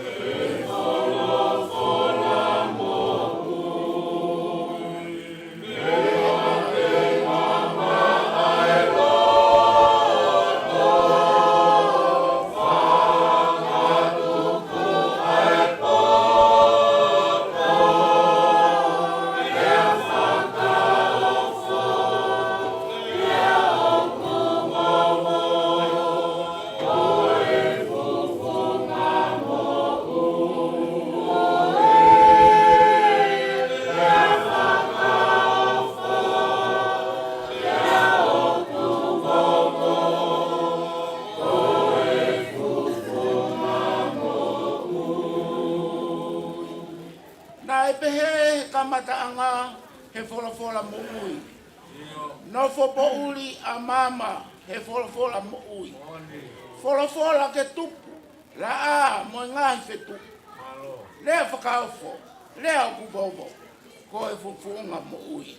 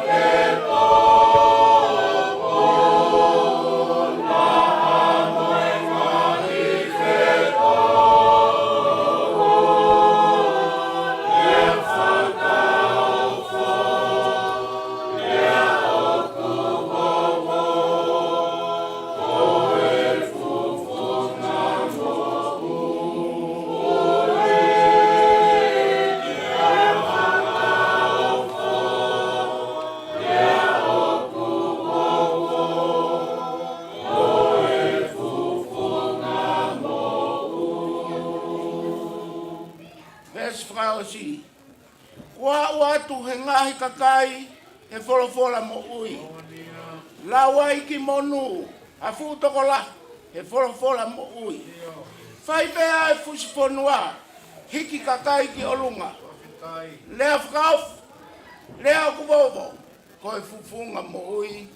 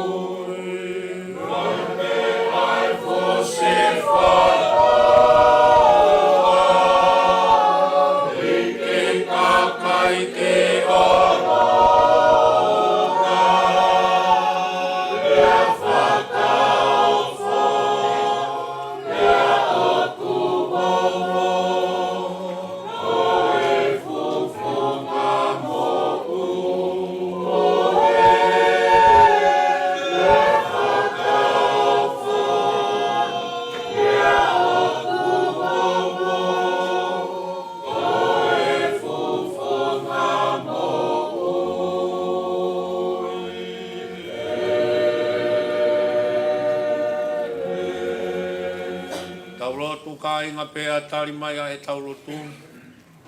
Tua mafi. Ka e fie kukua. E mau ui. Tala e malo mo e fota. Ngau e au fuato e fiona. O mau nona. Ie po mos. Oi mau whakamamae, oi si kai tai. Oi tatala me ai mea nai puri, ai mea nei kai, lau ilo kai, ai whaka potua koe tō tangata. Ai mau whakakaukau, ko iwi whaiwha mopue ho poto mo mahu. Na e pau pe ki a whahinga kakai pe taha. E koe kakai na ake whiri, koe kakai na ake ui. Koe kakai na ake mea ngawa ki ngā whoko koe mama, ke ngai whanua mo mama. Whai me ai, ai whanua, ai whai whai ange, kua mai ki a konga mo e naiwi. Ke lama e ngā ulea sisu. Pea ne, ai le hangi ki ngā. Pea whakamoni ai kala o whana e whai. I ha elea ki lange o kamai. Kāre ne whai kamai ha maha. Ke hoko koe whakaraloa koe whanonga. Koe hupui. Ke si hupui koe whanonga e kai. Eo, oni koe hupui koe iau. ngahi mea ngai pui, ai ngahi mea ngai fu, ai ngahi mea ngai lilo. Tā koe taha pe toa pe, nai ngauni e mesu e whiona, kapau ke te tari, o tui kat koe, ka te moi moi e roto whalala, Wana, ai koloa, oi nau nau, oi nofo aku. Patai angai aho maulau marie, malo ai tala marie, malo ai mausukau.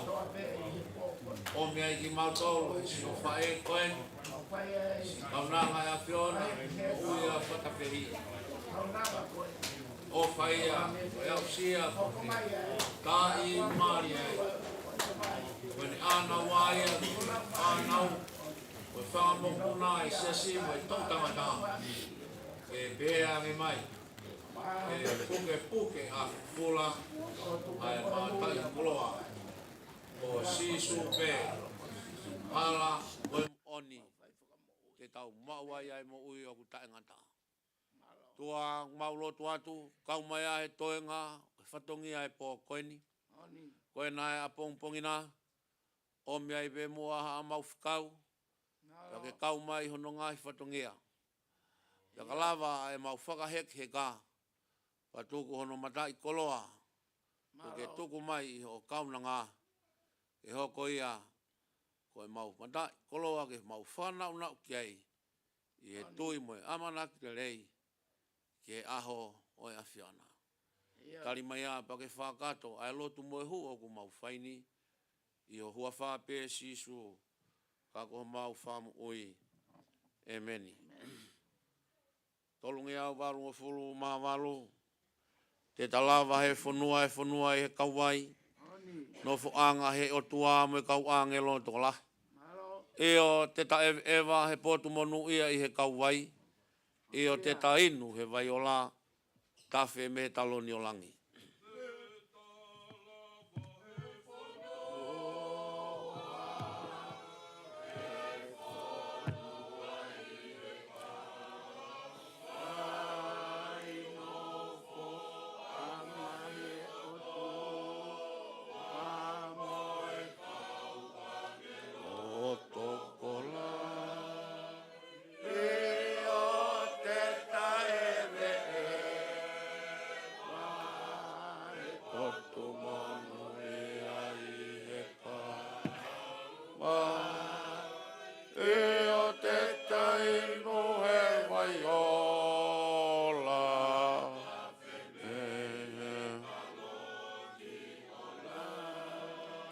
Ves whao si koe mala kua ngata, tupu pe ai monu ia, holo ai e loi mata, ngalo ai e ongosia, e o te ta ewa he potu monu ia i he kauai, e o te ta inu he vai o la, tawhe me he taloni o langi.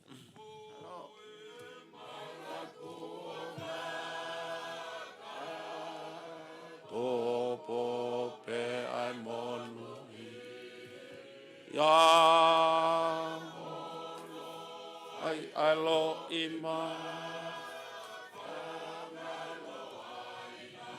ongo si, e o te ta ewe e, va e potu monu kawa, e o te ta inu he vai ola, me he taloni la.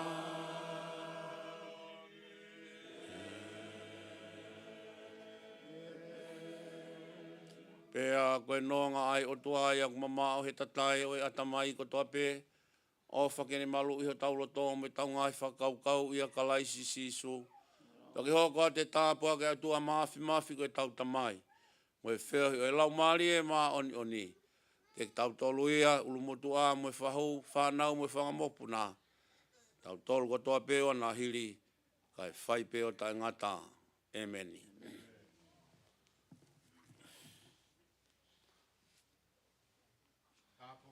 Fio e o tua. Hova. Koia. Ai pure o universi. Tau whakakaunga kia. Tapo ki e whae fita koe ora vehi ora pā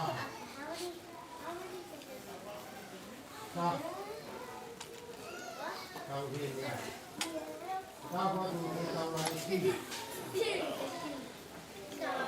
tau ki e whahu mama tapo atu ki e tiati na e o whai ane laka waki. Mo Wa malo. Uku ke u whanga. E lotu lelei nai hoku mai mo kalaiti. Ke whakamama. Anga he loto o uri. Maskau.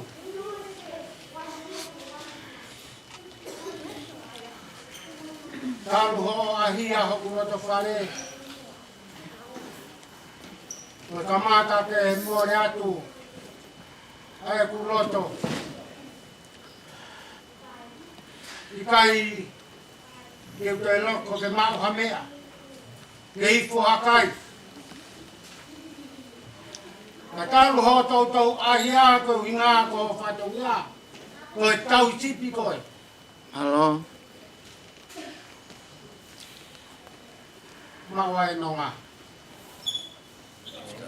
Oni. Whakamalo at. He tau piri ai. Ngau e ai a whiona. Alo. Ai otua o hirifaki ho mā. Ke whai o skewerenga. Ahoni ku kei kuna. Alo. Ina malama mai e wholofola. O whai wholoa ho. I tau whio hipe mo e whae. Hewa mo wholomanema. Mare e ngutu ke whakamatala. Alo. Ke o koko hare a ke tari koe. Kaunga e siasi. Alo. Whamalo be mua ka sihowa. Whapita. Ke ne kei whakapulupulu koe pa mo e siasi. Ke taki tonu be. Ke ngai potu. O kululanga ui. Oni. Ngai matawai o ku taki mai. Alo. E whai ai ho tau namoa. Tu koe ni e kei loi matai a pe. Alo. Ai kari o mawatangi. Ke whakatonga. Halari tapu. A una loto mai ke aho. E koe whanau tama. Nai na moha me e kari. O mawai. Hoko atu. Aho tauhi ko whamalo la. Kore kasi hoa. Whaki mau ha tāpua ki lahi. Alo. I kai te ulawa maa, ko te ulawa whatongi a. Tauki nā te wha. Ku whamalo lahi a kako. Kau ngā si. Alo. Ko whakafofonga i atu. Ai whanau. Mo whakamokopuna ko toa au te wha. Te ma ofa lahi atu. Kai ka halea i whiunga. Au. Hoka ngau kafa. Ko bea o kuna toi bea bongbong. Alo. Makamai le. Ko whamaloa. Leve malanga tatawa. Alo.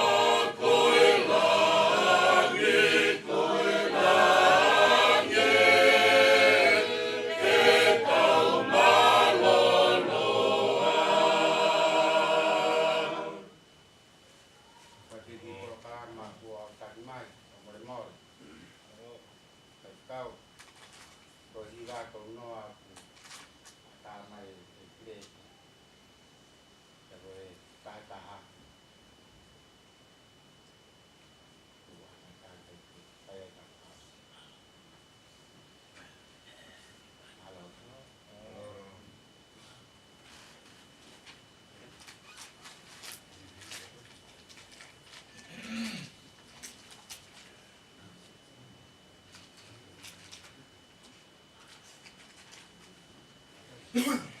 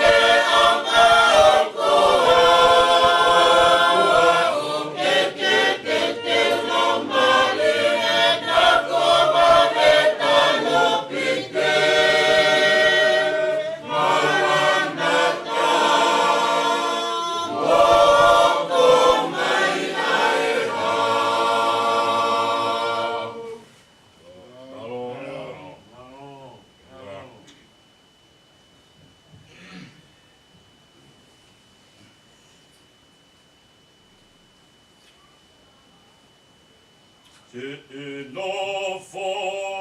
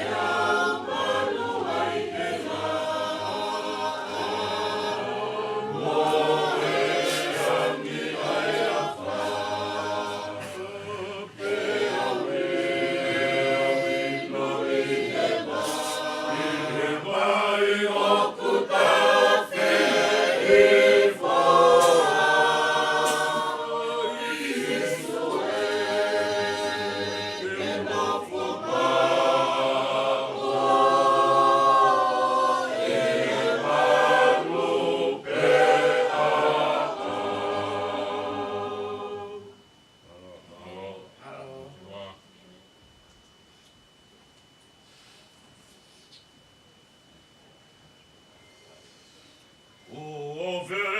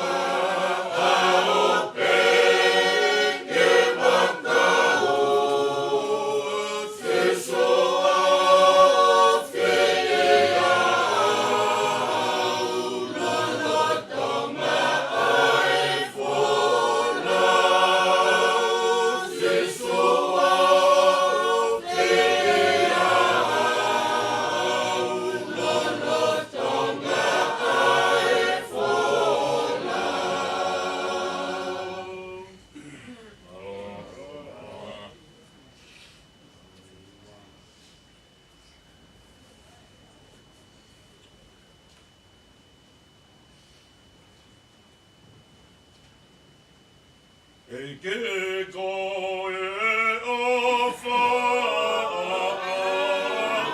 koe moana lono tō pia kalo e whoki ai e kumai ana ia pe aku o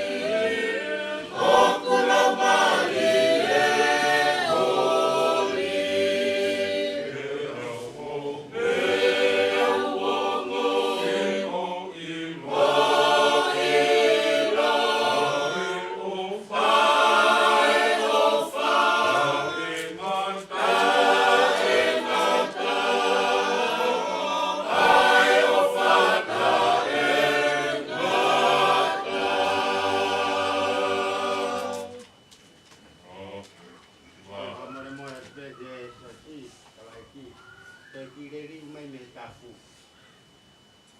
Ko hiwake. Te lapana.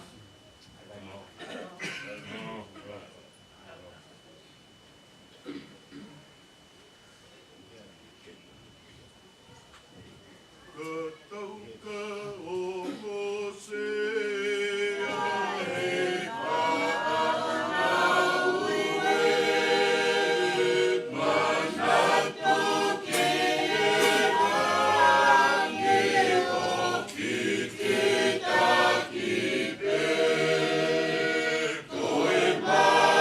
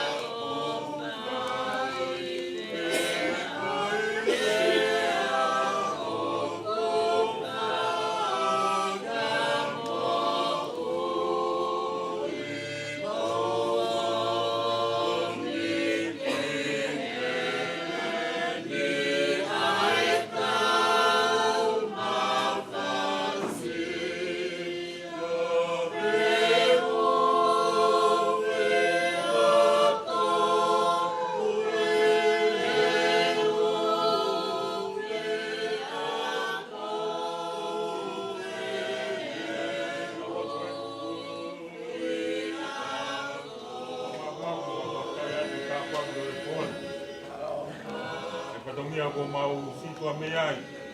Ko mi mangkau e family coin. O nasi e o mea ta poli o pakita. O ko. E ke mau lo to ko. E ta me dina na ko no pe ko na pa e pakita o ko. O ka to nasi o ko ya ko na o ya dia pasito. O nga ko hanga ni nga o ya ko. Ya si su guys ko alo ma fa mo wi. Amen.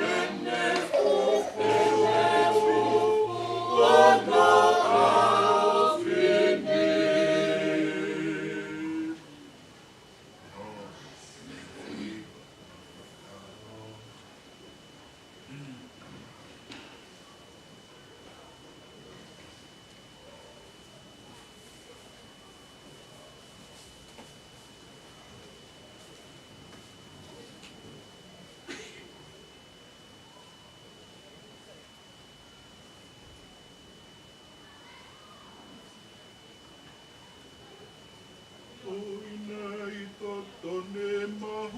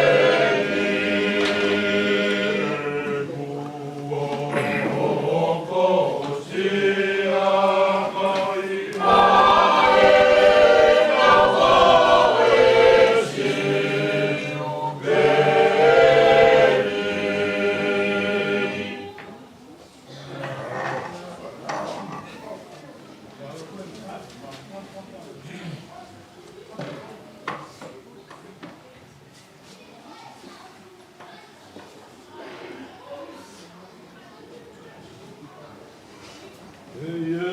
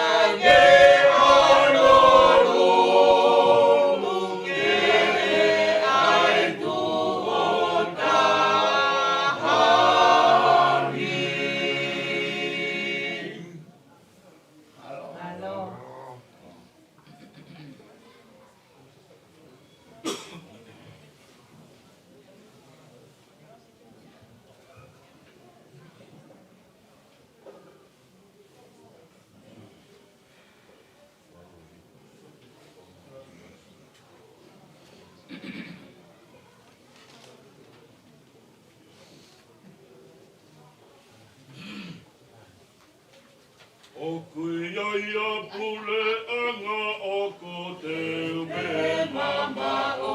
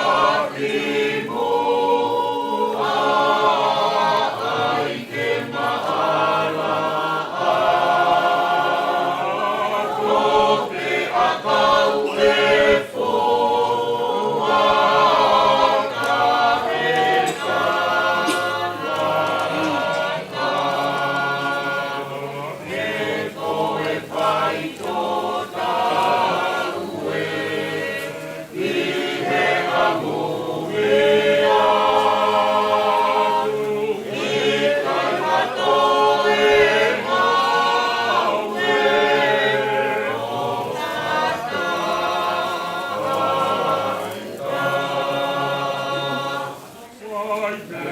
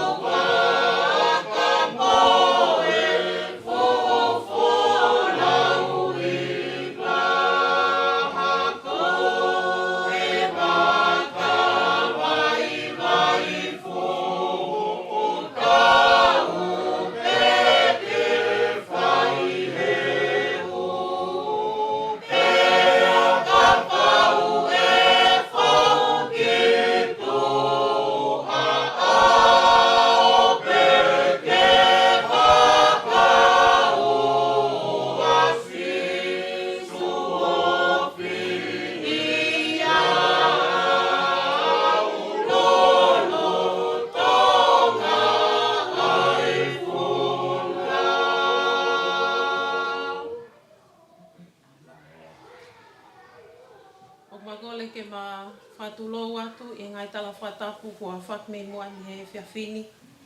Ka tāmu ki maua, ke ma whaitalango fua, ke whai e tau whawhamiri wha ose e whiawhini. Toka pēta hine, whatawhehi, o la paha safi, o toka anga. Kai tuku pē ke ma whatulo atu, ka whatongia o e whiawhiko ni. Ko hime ka mata ke tau whawhamili e whiawhini, ni mangi au whangofulo e himi, ni ma whanoa. E ke whakasio mai, ke kaumalolo, ho hawa tu ke langi, pe whewhe e nau nofo. Ke whakasio mai,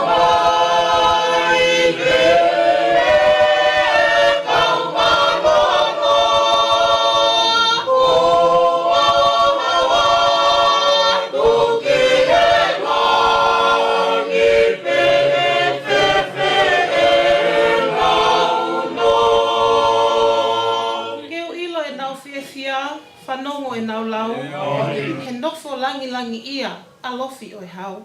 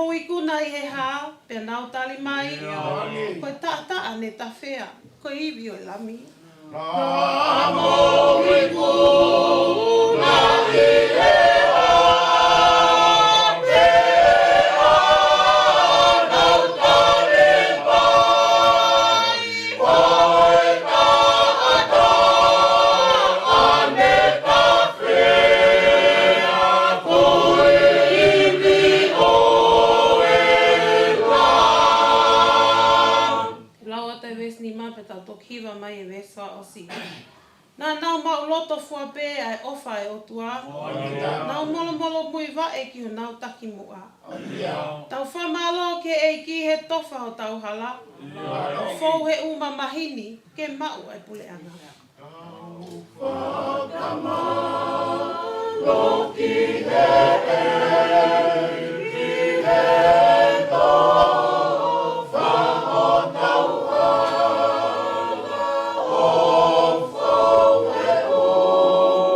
uma mahini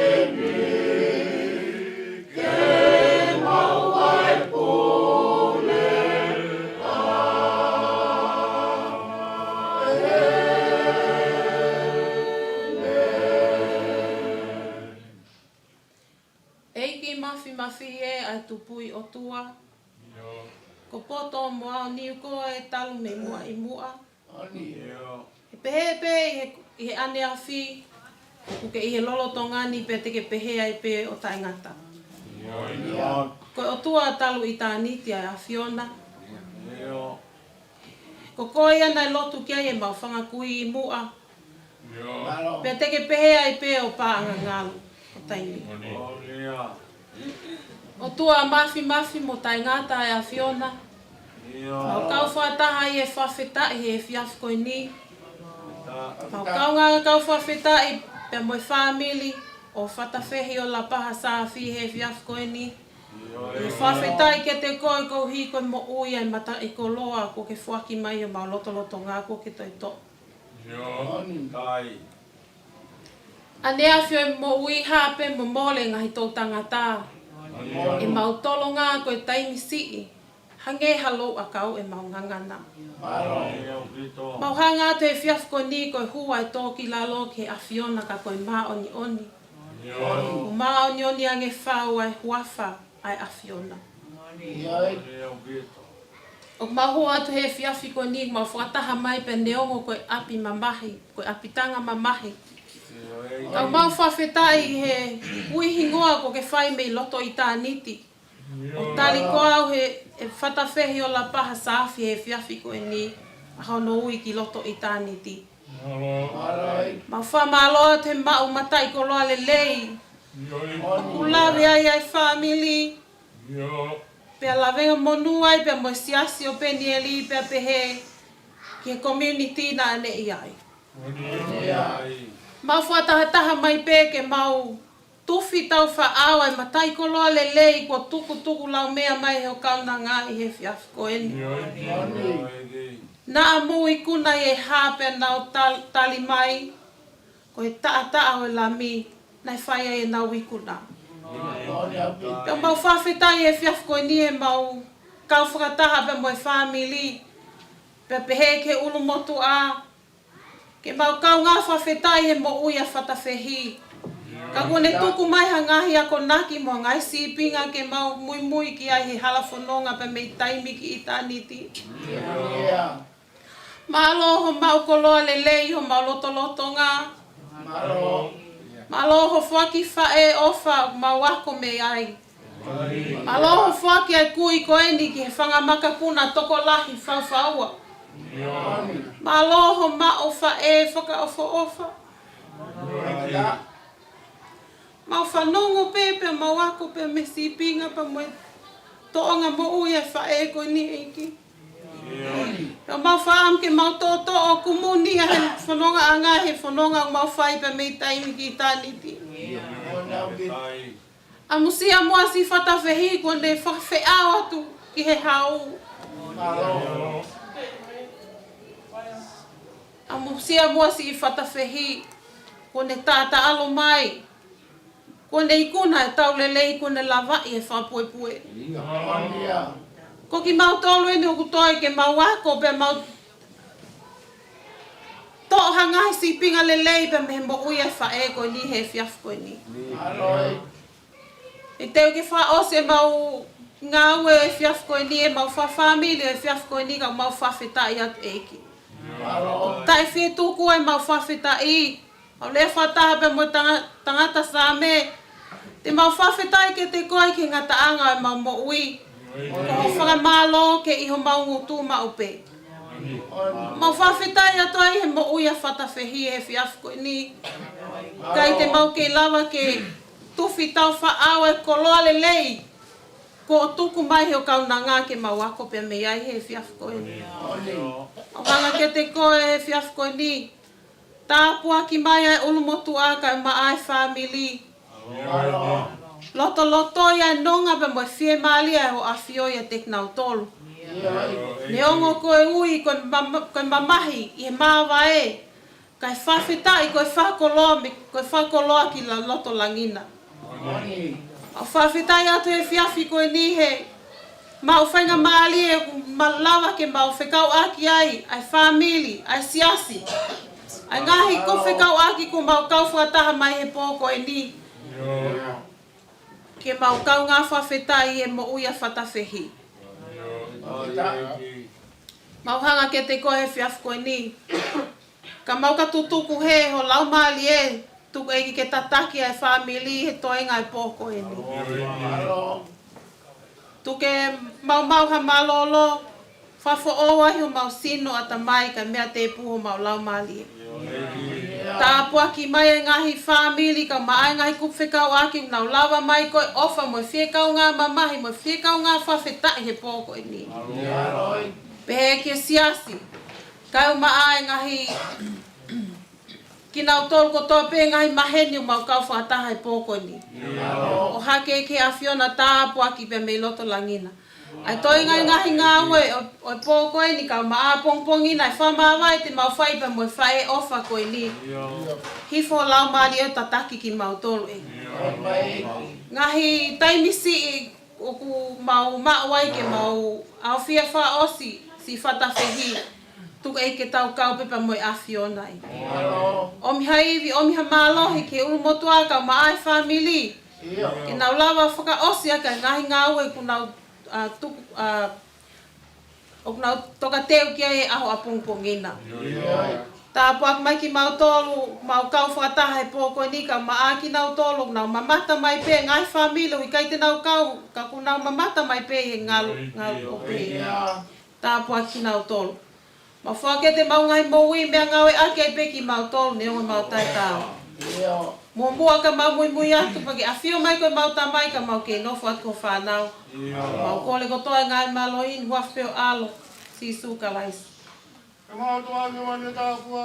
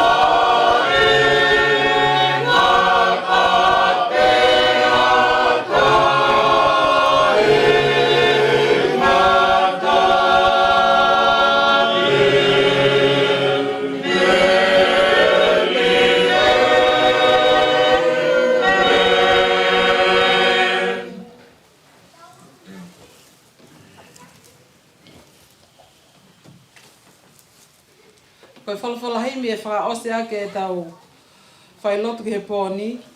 Hono nima nge au tolu ngofulu maa whito himi. Nima tolu whito. Ka inga ki taki atu. O i pe nima moe vae. Ko mou aho o ku hau. Ai aho ho mou vete ange. He ku ofia e whanua. Ko te deu he o tau atua. Ko inga ki taki atu.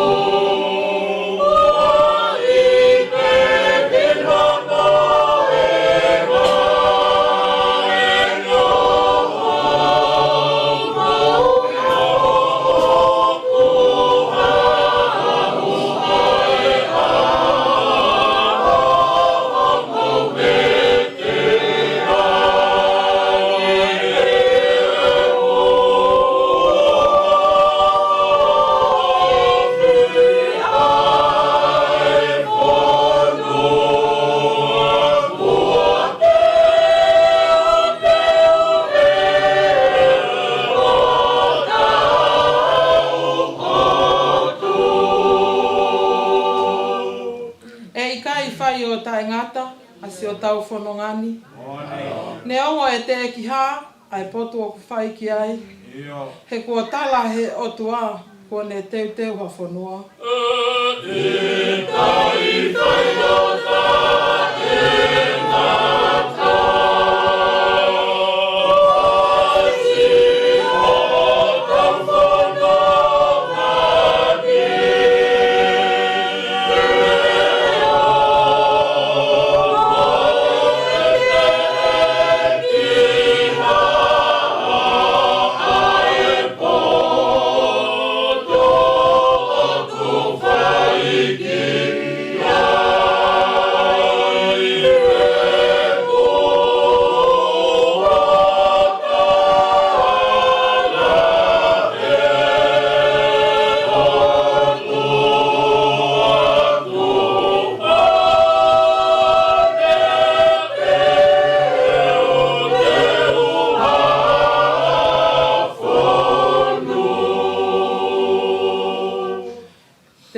Ai tolo e vesi, pia mo tokiwa mai vesi whaosi.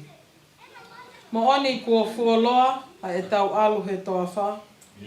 Pa kofea e tala ofa, ke hu ke malolo anga. A oua na tau launga, kua ofi eni ai whanua. Vesi whaosi. O i se uke ai whi awe aki, whai ki lulunga moha haki. Kako skaina o kutaki, o kutau ke i hala pē. Tau hanga atu pe ki mua, kua ofi peho tau whanua. O i se uke ai whe awe aki.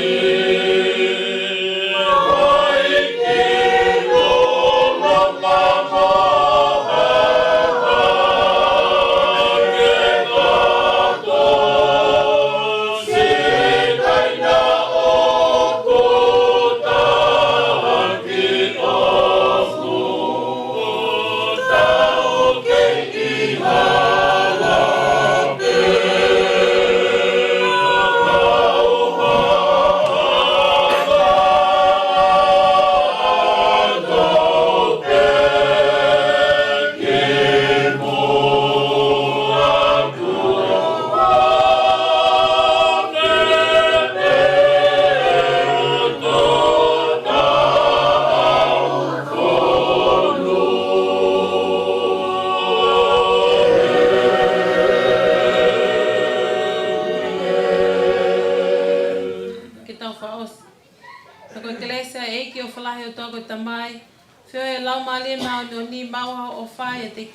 Ka mai family e fia fini o na hiki ka whai pila e ngata. Ka puke a whia tua. Ka tau loto tong. Ka puke mea whai ki. Ka ta pe o la paha. Sa fi. Ta puat pe whahu. Ka puatu ke taulai ki. Siasi. Whamalo lai me motuani. Ku tau iku na e po. Tau mawahi pa mga kaunanga. na whakaosi tau ngā ue koen. Kai ki aharea whiunga, ke whakatatau ai koloa ko mo hukua o ma loto ngā. Tau anga peka si hoa, whaki atu ai lele i taha, ke whaiaka ai whanonga ai i taimi ki i taimi. Koi aku atu ai whakamalola, o whaatu ki e tau lai, tau maa e siasi o roa. Toi pe tau whaasa pongpongi, ia mo i kuna. Atu o whalahe ka mo tau, lewe malanga ko tatau ai.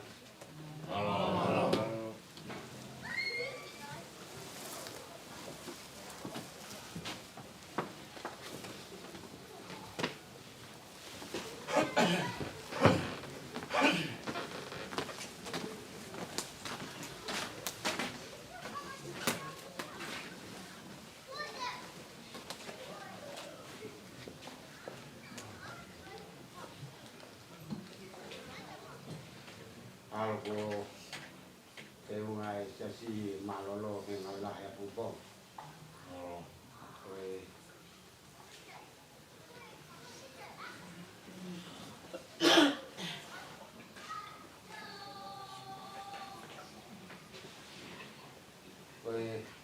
Kai lo kai family he valu a pupong. Te to hoko mai siasi.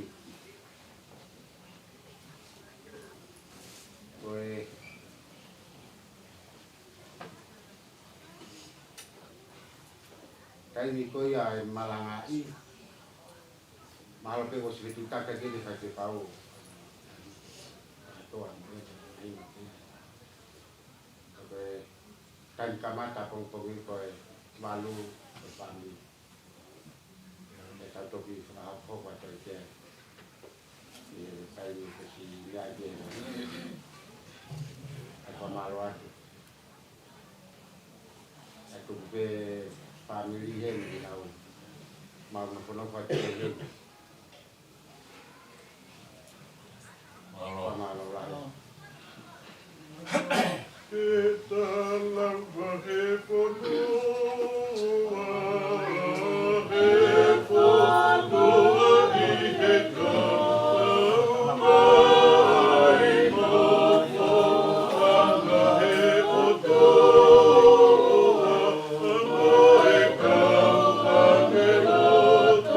Thank you.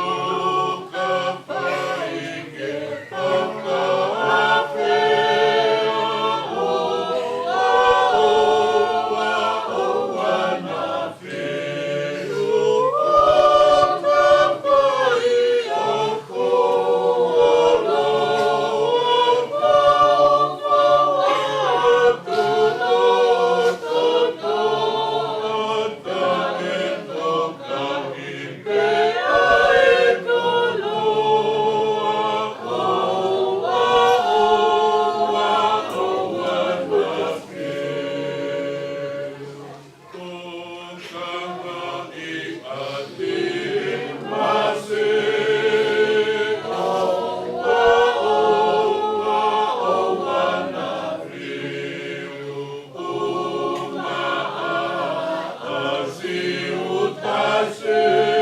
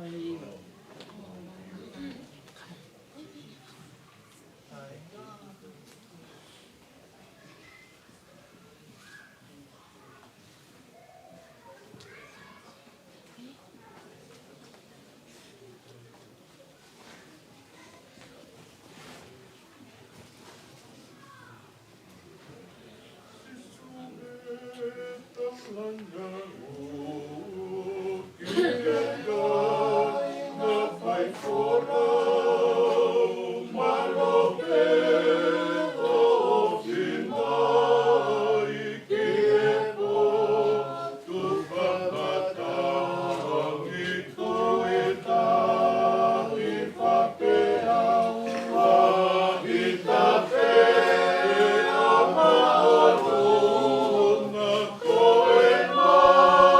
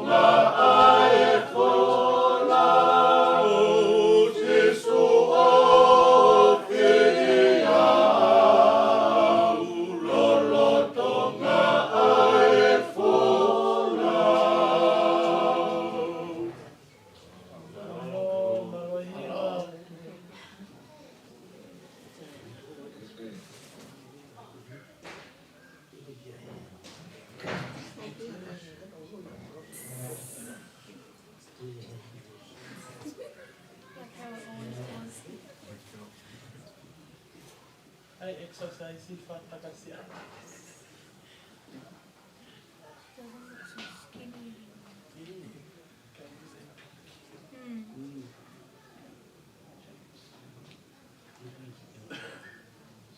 Mm.